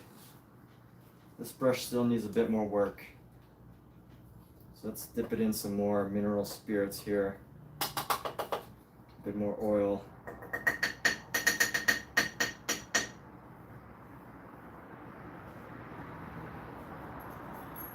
This brush holds so much paint, it's not even funny. It's not funny at all, but it's not even funny.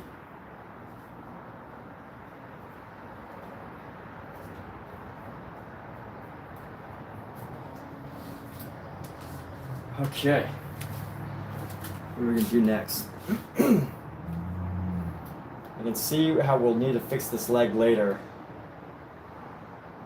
And we'll make some adjustments to this piece right here. But for now, let's go back to our other project.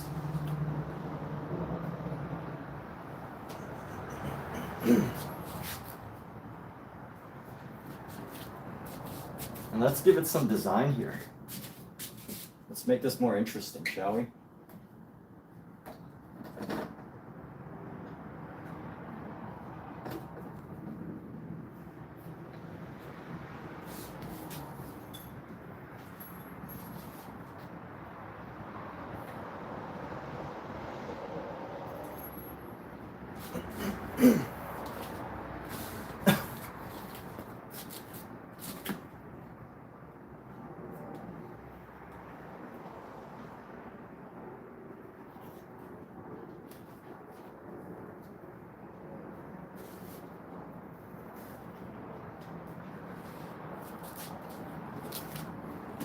So this is our piece.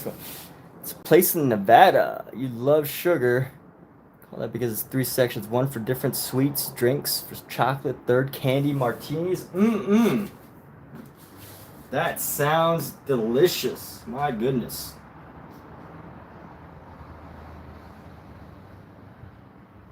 Nevada's pretty sweet. I guess you got to get out of the sun in Nevada right now. I hear it's pretty dang hot out there. Pretty dang hot in Nevada.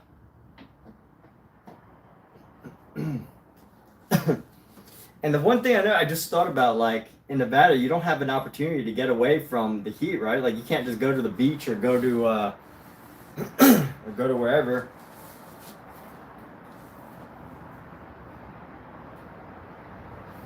All right, so let's see where I want to go with this. Can't just go to, but I guess there's tons of pool parties in Nevada, right? Nevada is known for its amazing pool parties. So we're gonna take a big brush here. It's a pretty big brush. 106. Yeah, I wouldn't even be able to paint right now. It's 85 here in Los Angeles. I wouldn't be able to paint right now because I'd have to keep this door open. Or I'd be breathing in like a huge amount of fumes.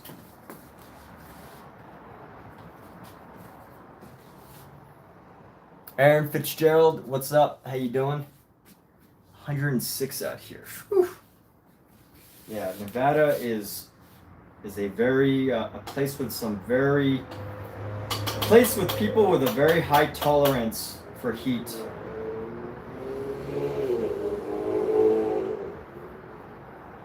Like, I grew up in Florida. I had no idea how I survived summer in Florida as a kid. Because it's like, as a kid, you got to be outside, right? You got to be doing stuff. But pretty fair. A couple years back, they found dead bodies in the lake. No way.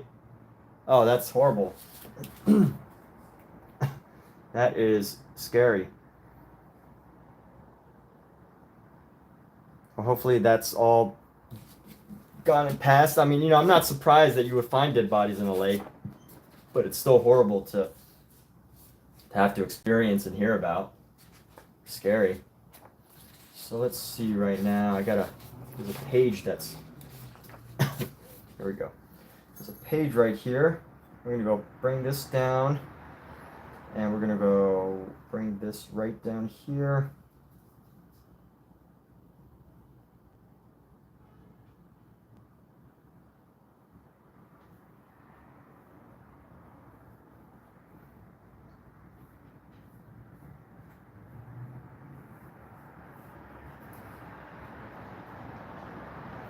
I'm going to continue with this black paint right here.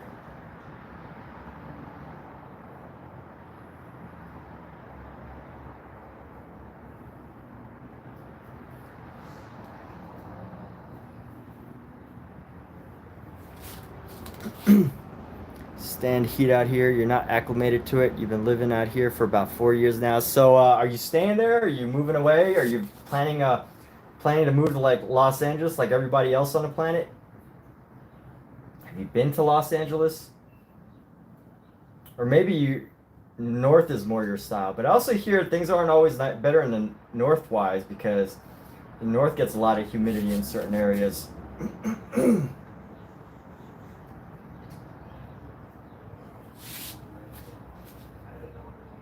Sugar.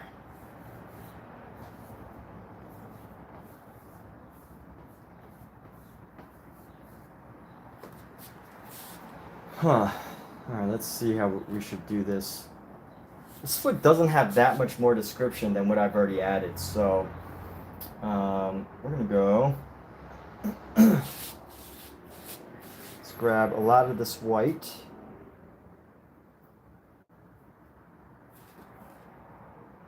We'll bring this right here.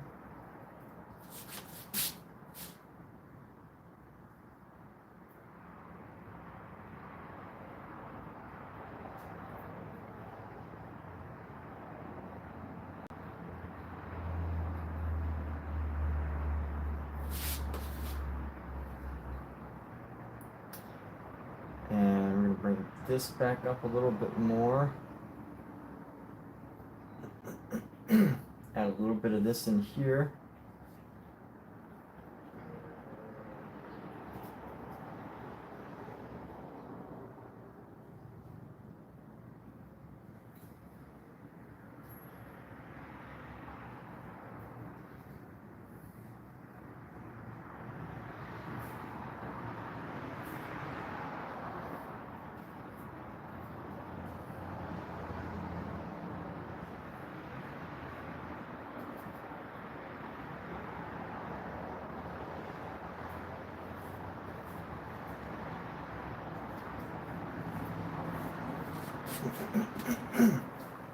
Me 1 2 3. What's up, me? How you doing, me?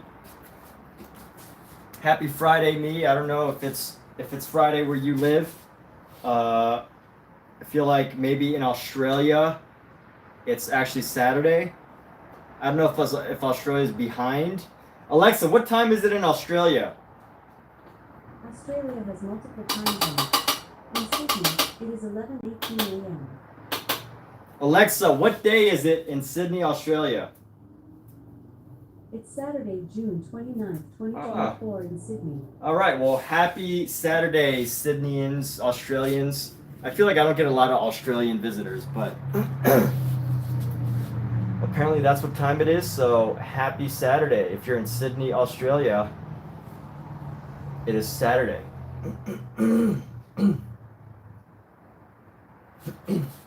Now let's go with this piece right here. We're gonna go in here, and I want to keep using this big brush.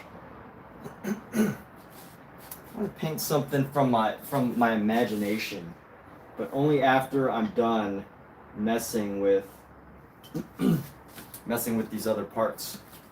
So I really like how this arm kind of turns out. This is like a bright, visually interesting arm.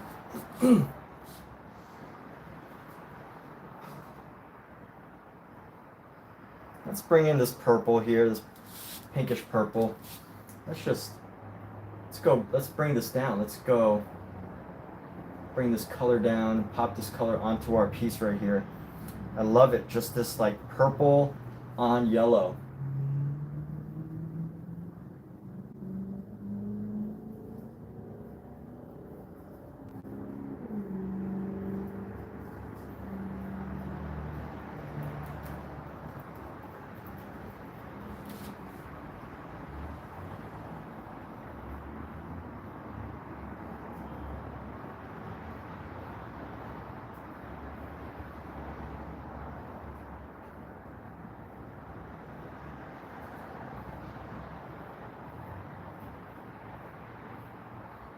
And here we go. So, me 1 2 3 Noah. All right. No major updates. Katie, you got family in LA, Long Beach. Planning on moving back out. Okay. All right. Well, that's a wonderful daughter of you to be out there for your parent. One of probably the most important parent. I mean, I don't want to say the mom's the most important. It's all a matter of opinion, but for many of us, Mothers are very important.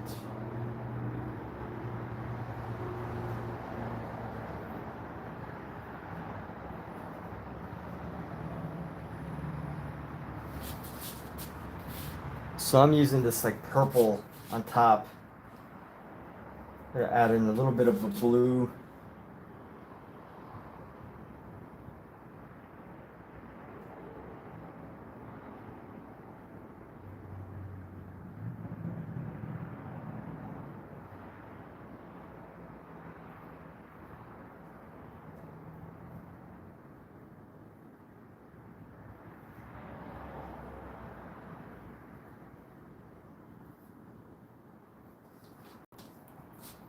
But yes, that will.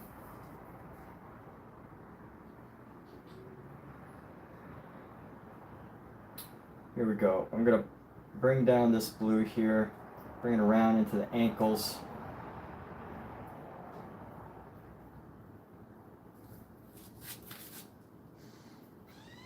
We're just gonna create this this play of color here, right in this space right here.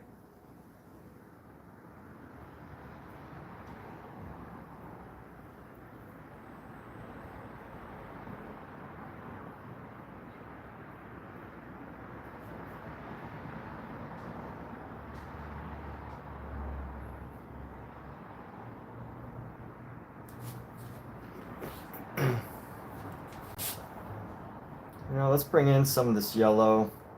Want a little bit of it. Just this play of color. Just to have it.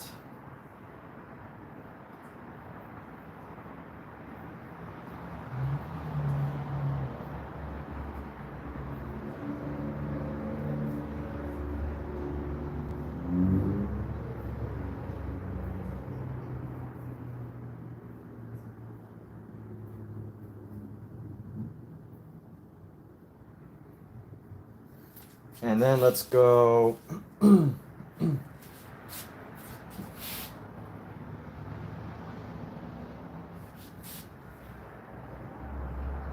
Can't say I'm really digging this color. It kind of just looks like a pale leg from here, but maybe you can let it grow on you.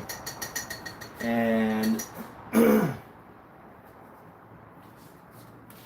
gonna play with some darker colors for the shadows again. Keep up with this like purple red. This purple red, maybe a little bit more blue. Throw in this blue into the purple red so we get more of a bluish purple. Let's just see how we can make this.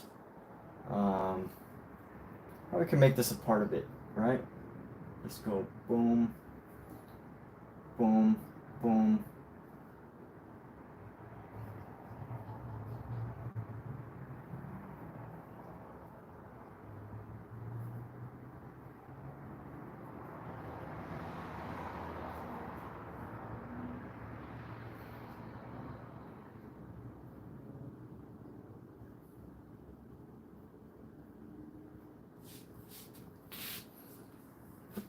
And we're going to bring these colors into this space right here.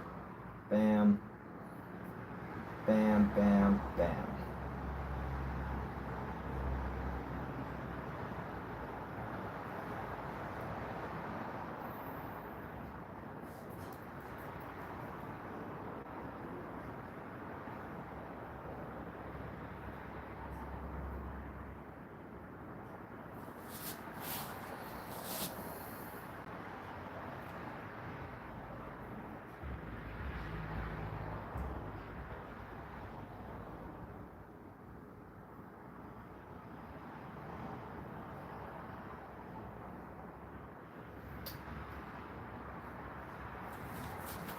Here we go. We're going for an effect here. We're going for an effect in this piece right around here.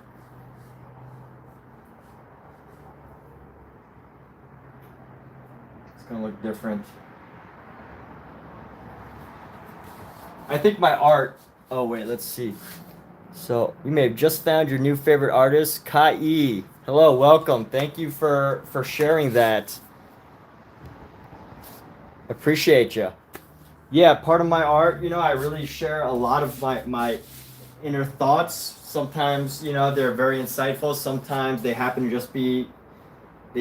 be things that you know, maybe people don't want to know because I'm like, oh crap, I just made a mistake, you know, things like that. But what I want my art to be mostly,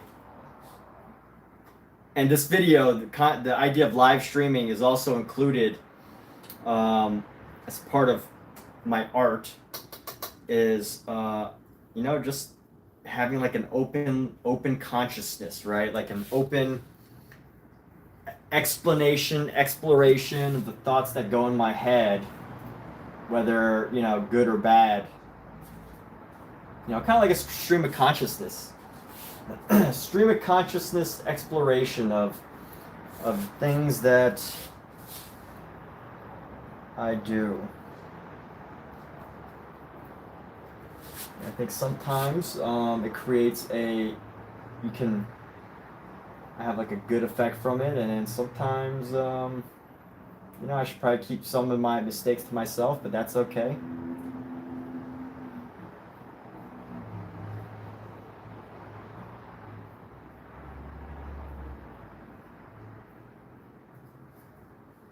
So thanks for sharing that. I hope I didn't talk your ear off just now, but here we go. Let's go. Bam, bam. Always need these lines around the outside. It's too much. Just it's too dark around the leg right now. Goleng Pauline N. Thank you so much.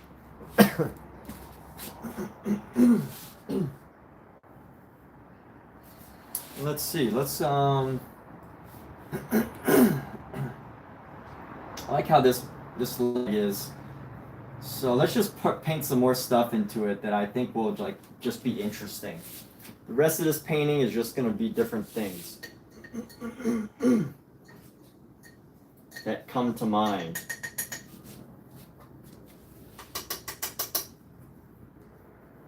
I'm going to use a different brush for this. But Golang, welcome.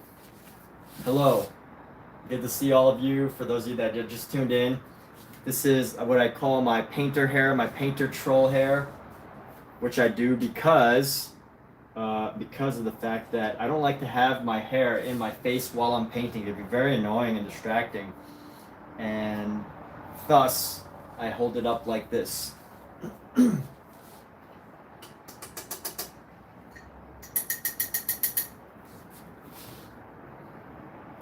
You know, let's go ahead and play.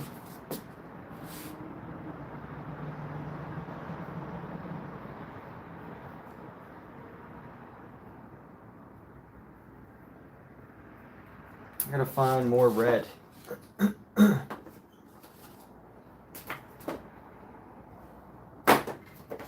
go with this Azo red medium.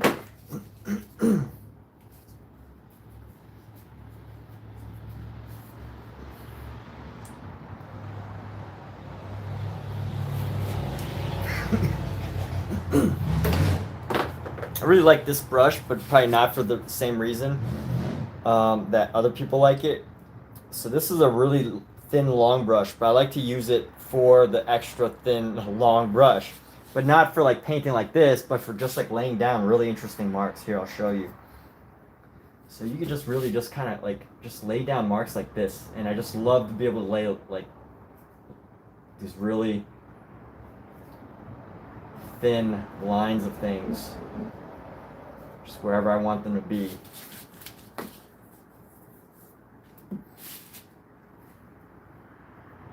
Let's go with red here.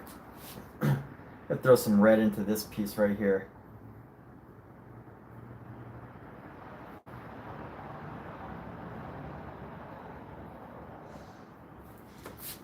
Add bits of expression and fun. And actually this needs one nice red line, thin red line on the black here. There we go. Help to make things stand out and pop. And here we go. Let's go bring red, Red's such a wonderful color. I mean, all the colors are beautiful, aren't they? They all do. They all have some effect. Just being able to kind of like put it all together in a unique and interesting way. Huh. Let me grab this red. Or else I can lay down this red. I want to keep using red until I feel like there's nowhere else I really feel like putting it. Because then we're going to go to a different color. Put our red and green side by side. That always creates a nice effect. Just a nice thick piece of red here. Make things pop. You know what? We're gonna create like this outline of red here.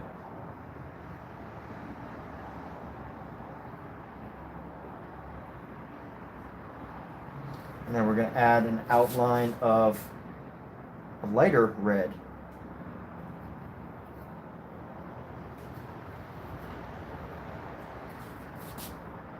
You can really create some interesting effects with this brush.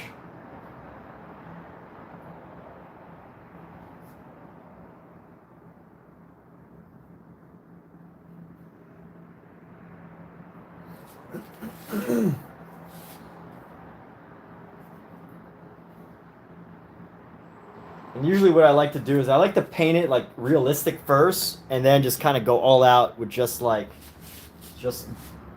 adding new designs to things, bringing out certain characteristics.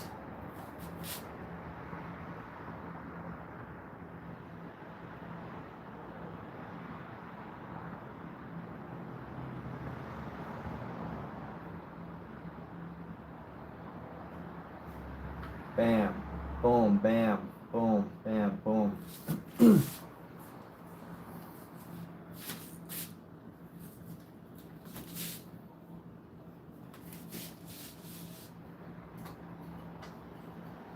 All right, that's enough with the red. Let's go a little further here. And Risa Ann, what's going on? Risa Ann, like Gra, what's going on, everybody? We're gonna take our green here, this emerald green that we made earlier, and we're gonna go in and we're gonna bring some into here. Let's add a little bit more here. I know I'm mixing colors a little too much.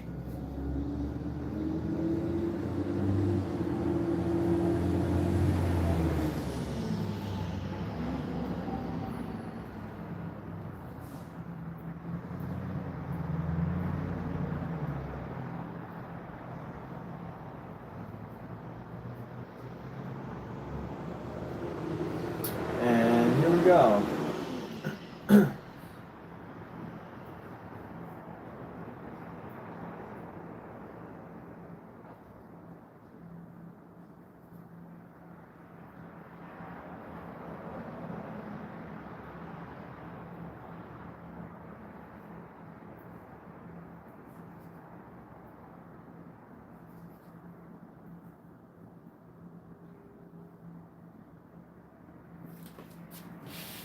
Let's see how that's looking. Okay, not bad. Not bad. I'm actually happy with the way it's turning out. And let me get the rest of this green here. Get the rest of this green onto this brush, and we're gonna go.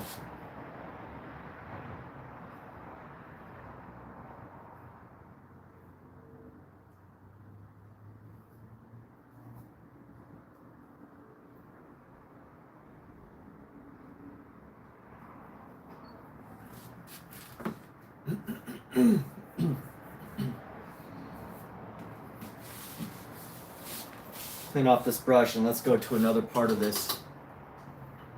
Actually, you know what? I want to do one more space with this green. And it's going to be right on top of this red at the bottom here. But we'll go with a viridian actually. So this darker viridian, red, green, greenish blue, whatever you want to call it, viridian.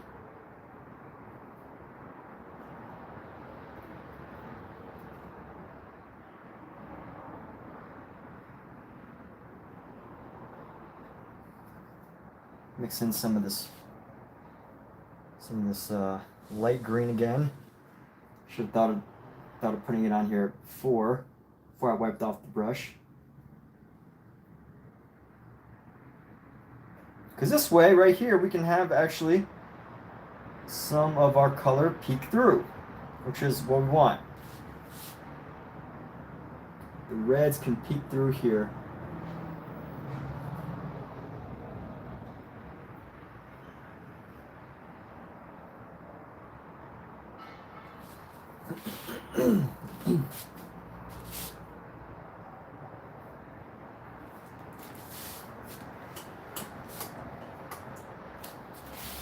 You are back, Berta. Berta is back, everybody. Let's all celebrate Berta's back. Let's all celebrate Berta coming back. I'll clap my hands in a second. We will clap our hands in just one moment. All right, Berta is back, everybody. Let's welcome. Celebrate the return of Berta Wiltshire. Okay, so let me see. What else do I want to throw into this?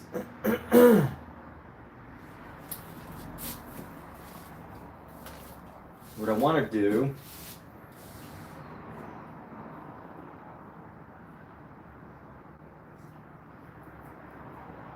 what kind of brush can I use right now?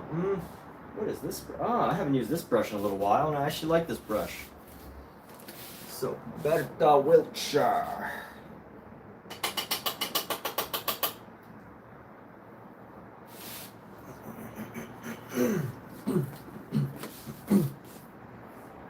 Let's go grab some of this white.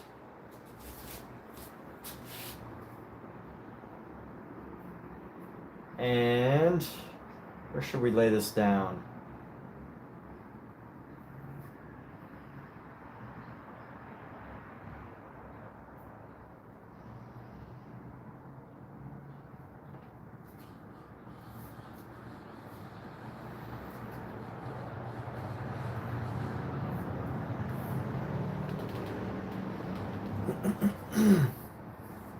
Thank you.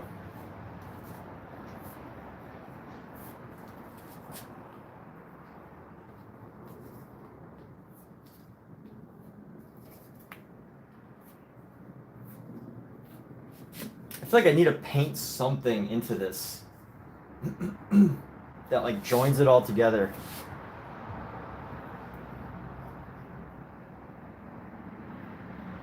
Maybe just like a half circle. Let's try that. Let's try a half circle here. And then, let's see, some lines that go straight through. Little white lines that help to interconnect these pieces. There needs to be something interesting in the center here. And I guess the rose is always interesting, right? So let's go paint the flower. Paint the flower into here, some type of flower. Let's go with a rose. Roses are always nice, right? Go with the rose.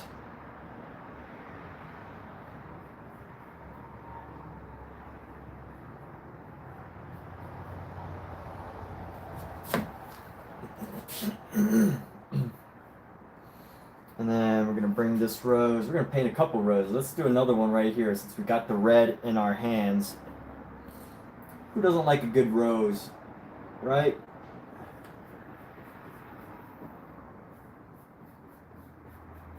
Is there anybody that doesn't like the way roses look?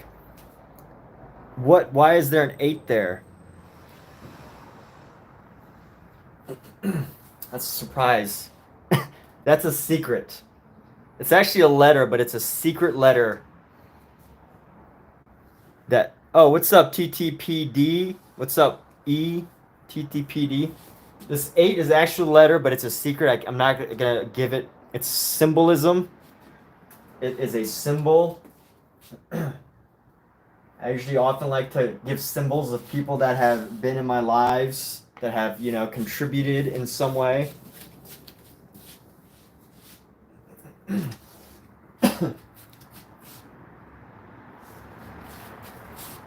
Like, you know, some people have says thank you for Katie. She made a sizable super chat the other night, and obviously King is one of my mods who's always here, who's always helping to help this channel.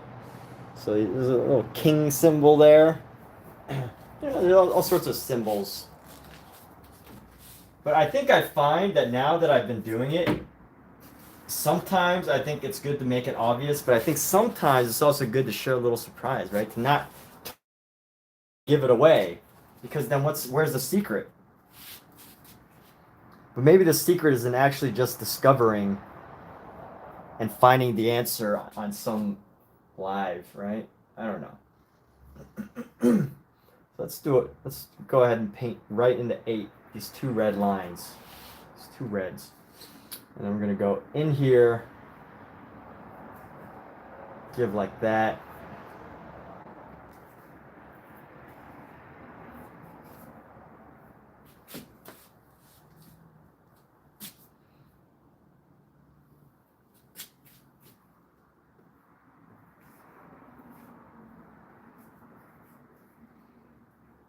And now what we got to do is we're going to take some of our green here.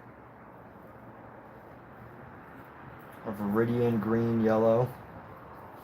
Let's go down into this foot here.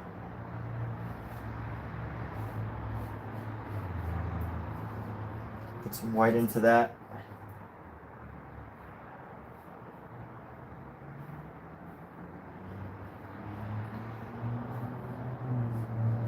Some more of this Viridian green.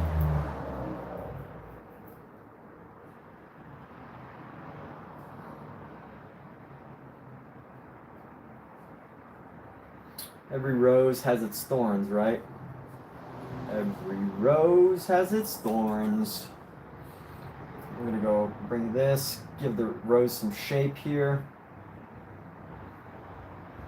Is there anybody that doesn't like roses? I don't know.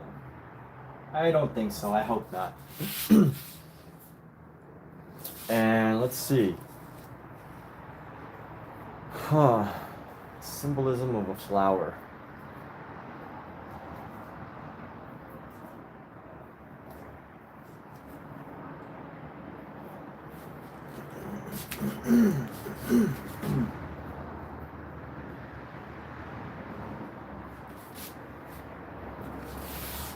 Let's take some of our black. We're just going to follow this as a circle here.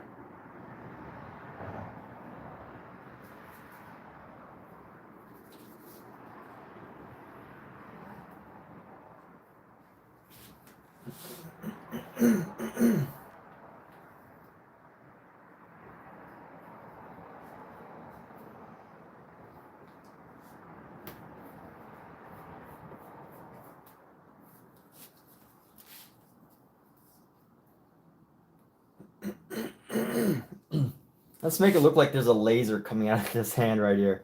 Just for fun. A nice red laser coming out of this finger. Just going straight across.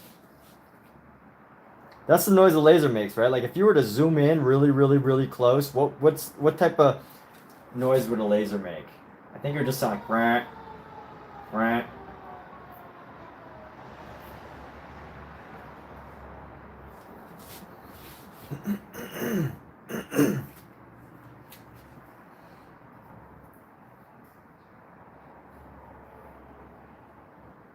This vascularity. Bring this.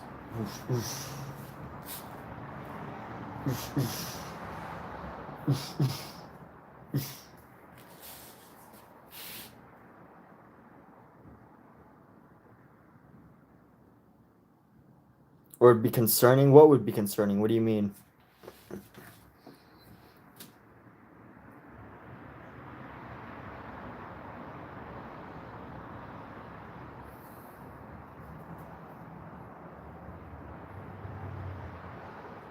What would be concerning to you?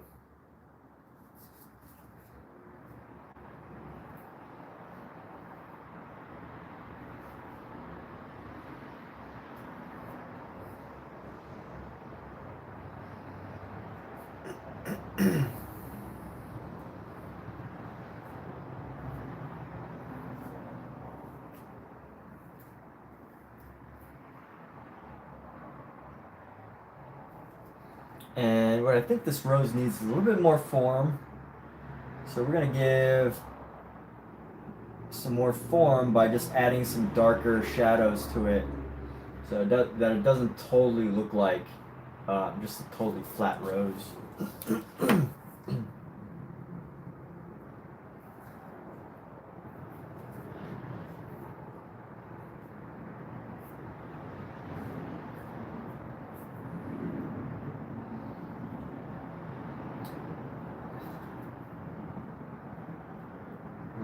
Let's definitely make a cat in here. I feel like this needs a cat. Let me see.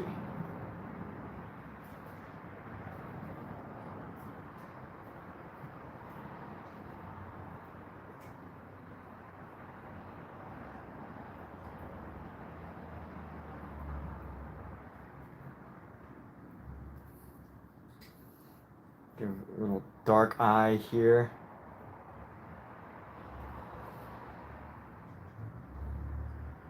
A little heart nose.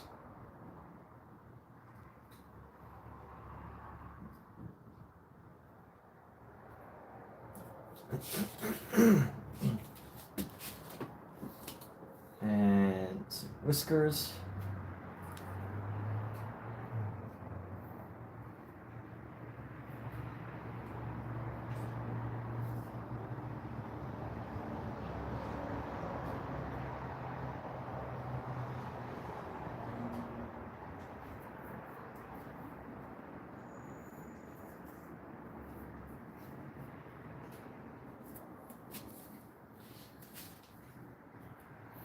There we go. I think I feel like I should do more decorations. Yeah?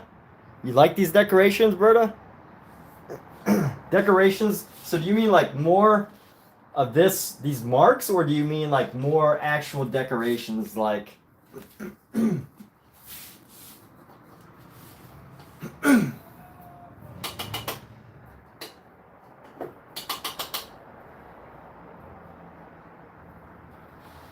Oh, you know, this guy needs a mom tattoo.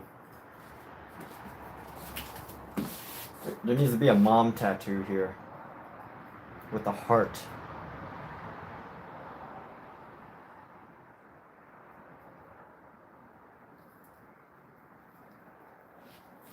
There you go.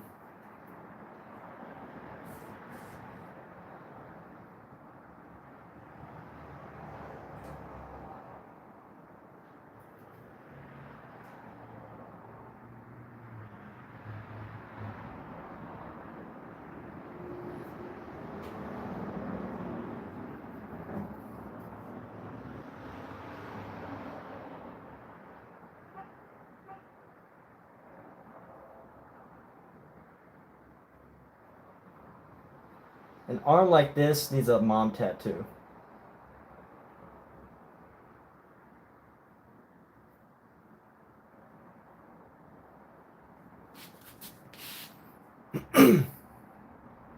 There we go. Mom.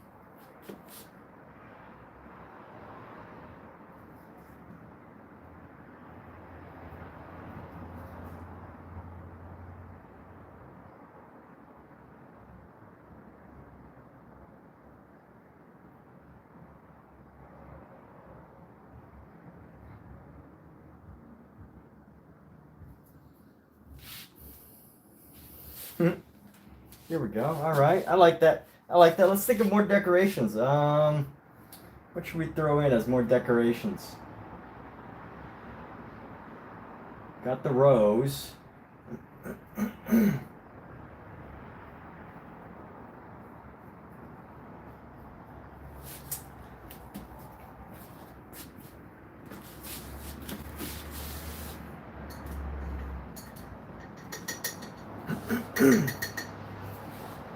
You know what we need? Need an arrow through the knee. Little pop culture reference there. We need 2 arrows, one through the ankle and one through the knee.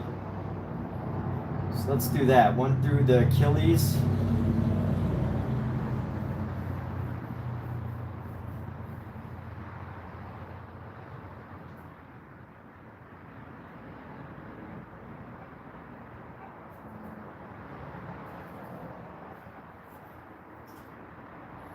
An ankle to an arrow to the knee.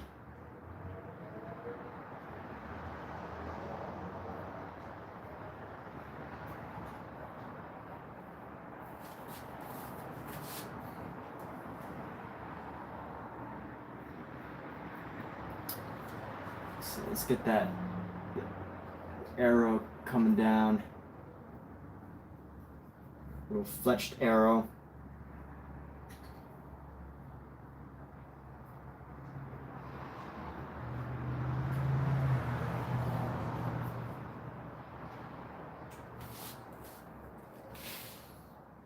We're gonna go paint the tip of the spear, the tip of the arrow. We'll go with the blue.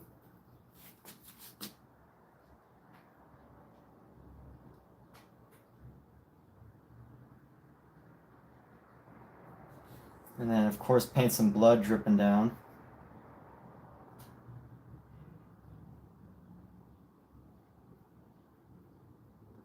Everything needs a bit of mythology, right? A bit of mythology never hurt anybody.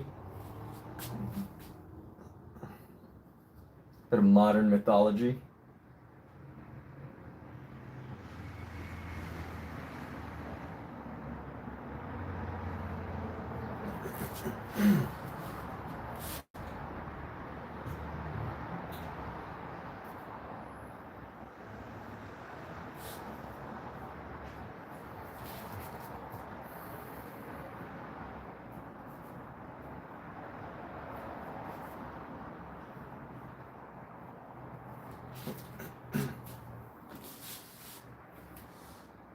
And let's see, took an arrow to the knee. We got laser fingers.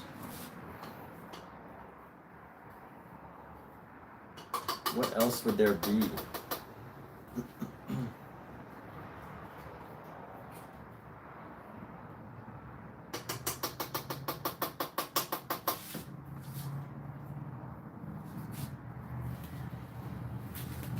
You know what? I think we're just gonna leave this one at this.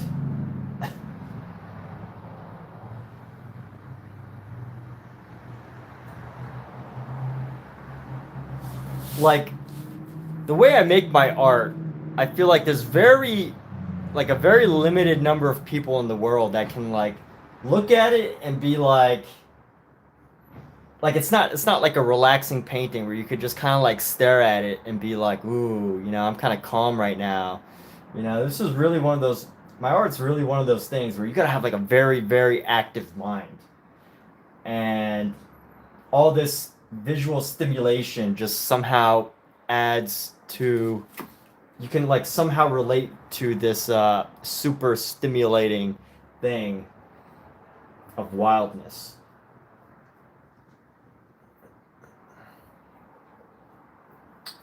As someone said earlier, their favorite painting was the Mona Lisa.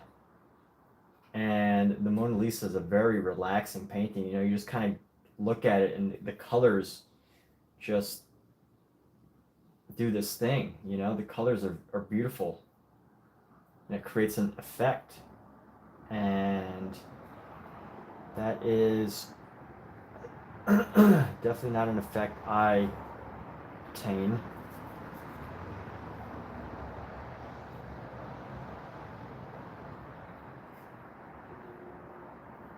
Now, again, I'm not saying I could actually paint the Mona Lisa or anything close to it. But what I did say was that the effect that the Mona Lisa has, which is a very calming, relaxed, you know, you look at it and it's just this tranquil, beautiful scene of a woman with soft, very soft, delicate features and a soft, delicate smile. You know, it's just this beautifully painted work. And, you know, that effect itself is definitely not even close to some of the stuff that I would like to do. So let's see. All right, well, we got these fingers, got the laser, got the toe with a rose growing out of it, got the expressive arm with redness. So I think we're good. I think I'm ready to move on What's this? This needs something right here. This random red thing.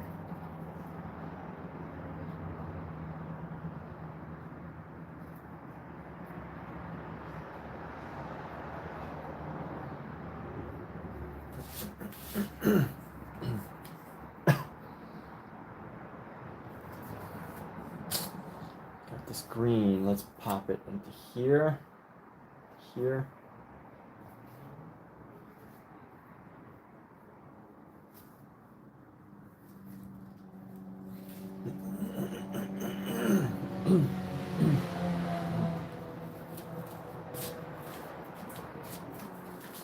All right, and there we have this piece right now. All right, let's see. We should keep. Wondering if I should keep going.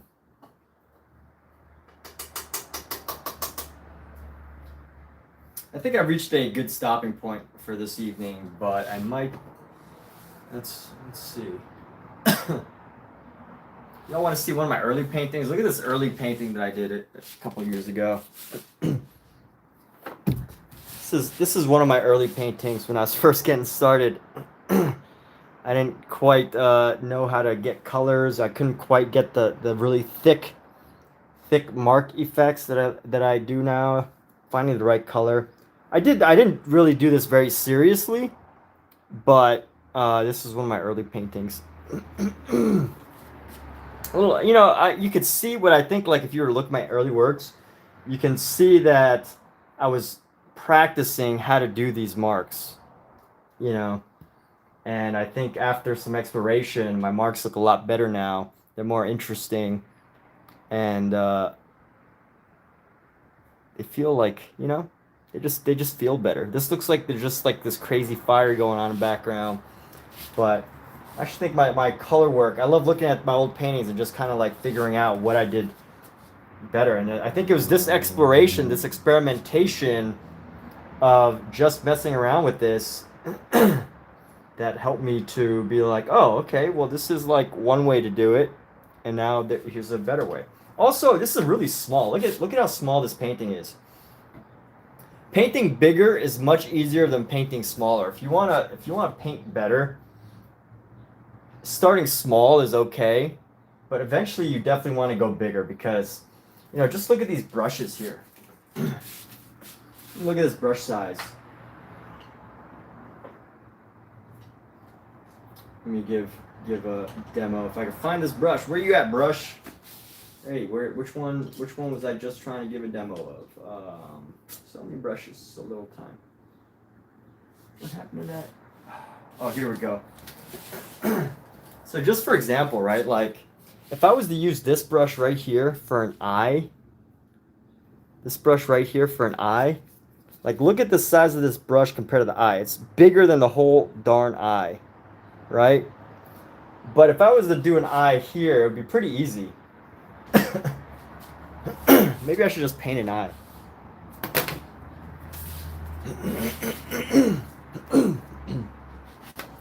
That's a good idea. There we go. Let's paint an eye somewhere. I'm going to use dark colors here.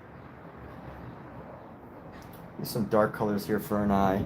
But it's like, you know, when you start to paint, I don't know if it's going to come out that great because like there's so much wet paint that to find somewhere where it might be dry, where I could paint an eye, it's kind of difficult. But maybe right here will do.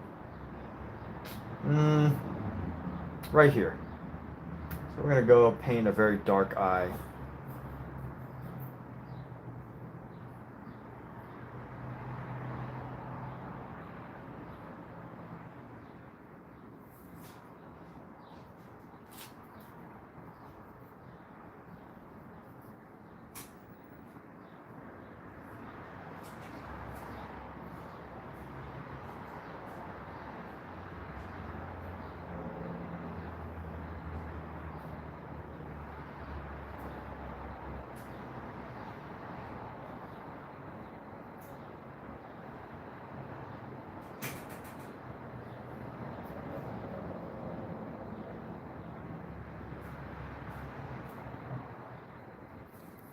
You know, you can already see that like I have some room to work with as far as how the eye looks.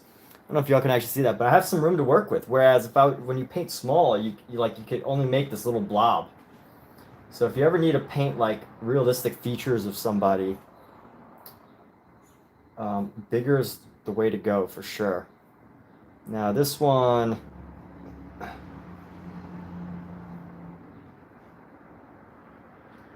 now this eye.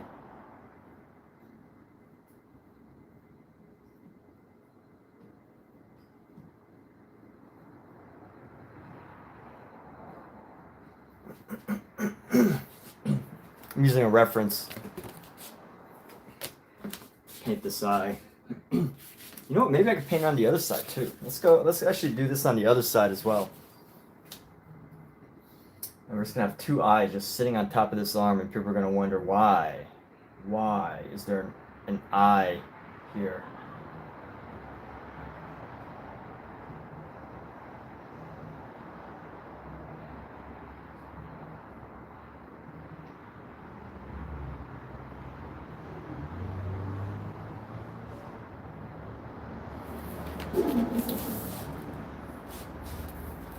And let's go another eye right here. Pick this up.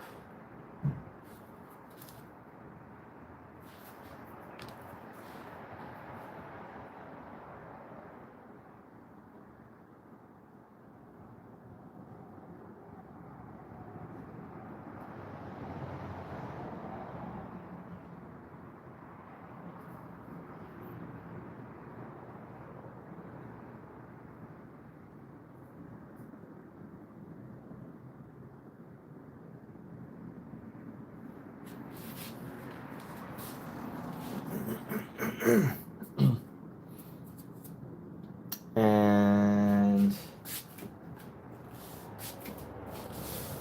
let's actually clean off this brush. We're going to keep using this brush. And we're going to go create this reflection on the inside, this roundness. I'm going to use a blue. Just pop into the inside here to create this design here. Make it look more eye-like.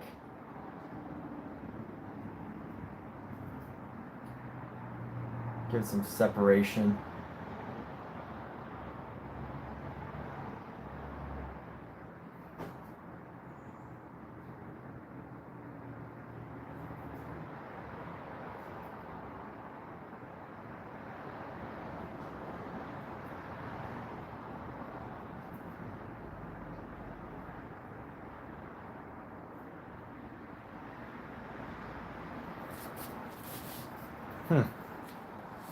Let's go use the black just to round it out again.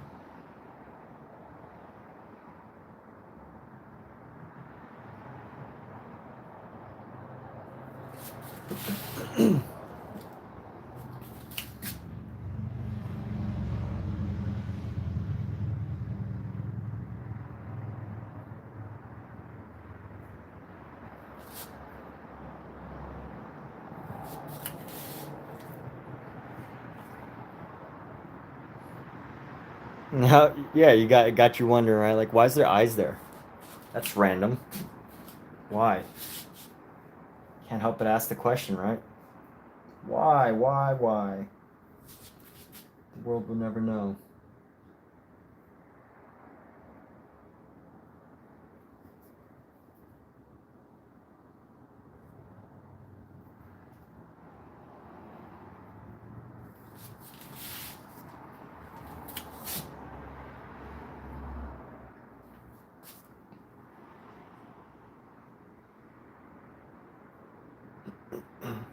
Okay. I like that idea. All right. Let's move on.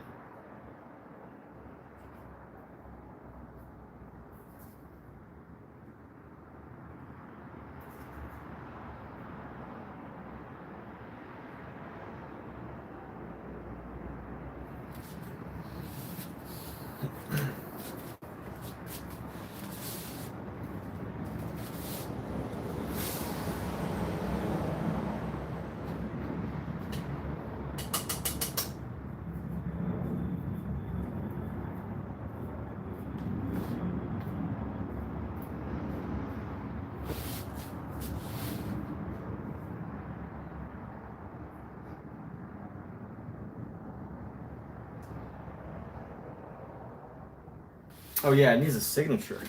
Let's do a signature somewhere. All right, where are we gonna throw the signature? We're gonna throw it right up at the top.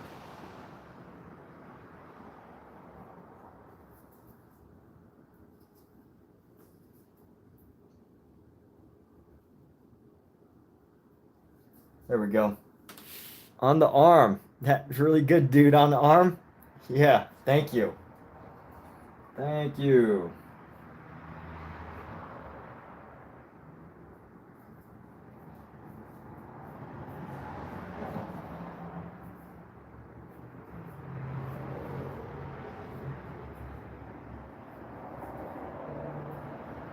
Appreciate you. And boom. Boom. The arm is definitely the dominating feature of this painting.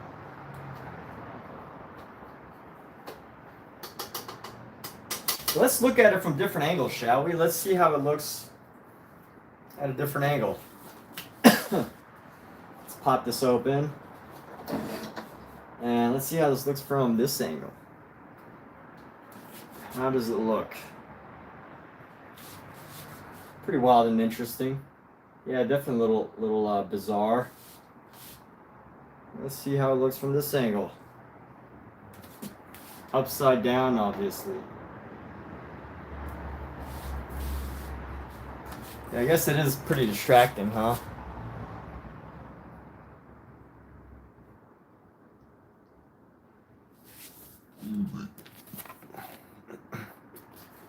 Alright, well, we're done with this piece. And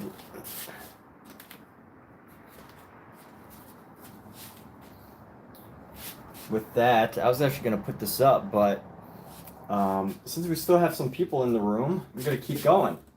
See, that's one great thing about YouTube is when there are people here, you just have so much energy, right? Like if you're it's a great way to stay motivated. It's having wonderful people to entertain.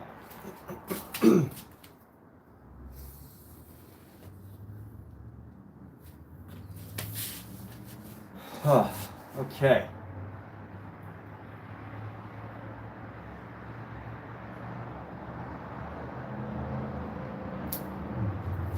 But you know what? I feel like if I keep painting though, I'm gonna tire myself out and I'm gonna not get productive or be productive. And by productive, I mean in a sense of like painting that I actually like, in a sense that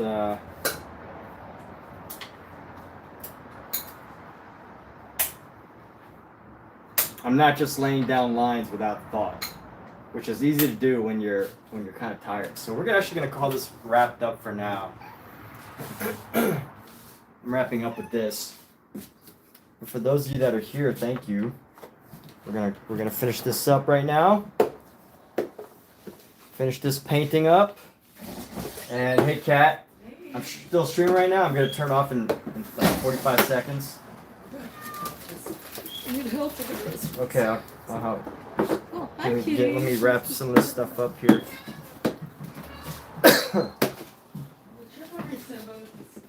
And for those of you that were here, that was Kathleen, everybody. Hi, everybody. And we're also going to wrap. So those of you that were here, thank you so much. And Snoop Dogg, you're the last person that sent a message, so thank you if you're still here. And take care, everybody. You're all fantastic. Have a great day.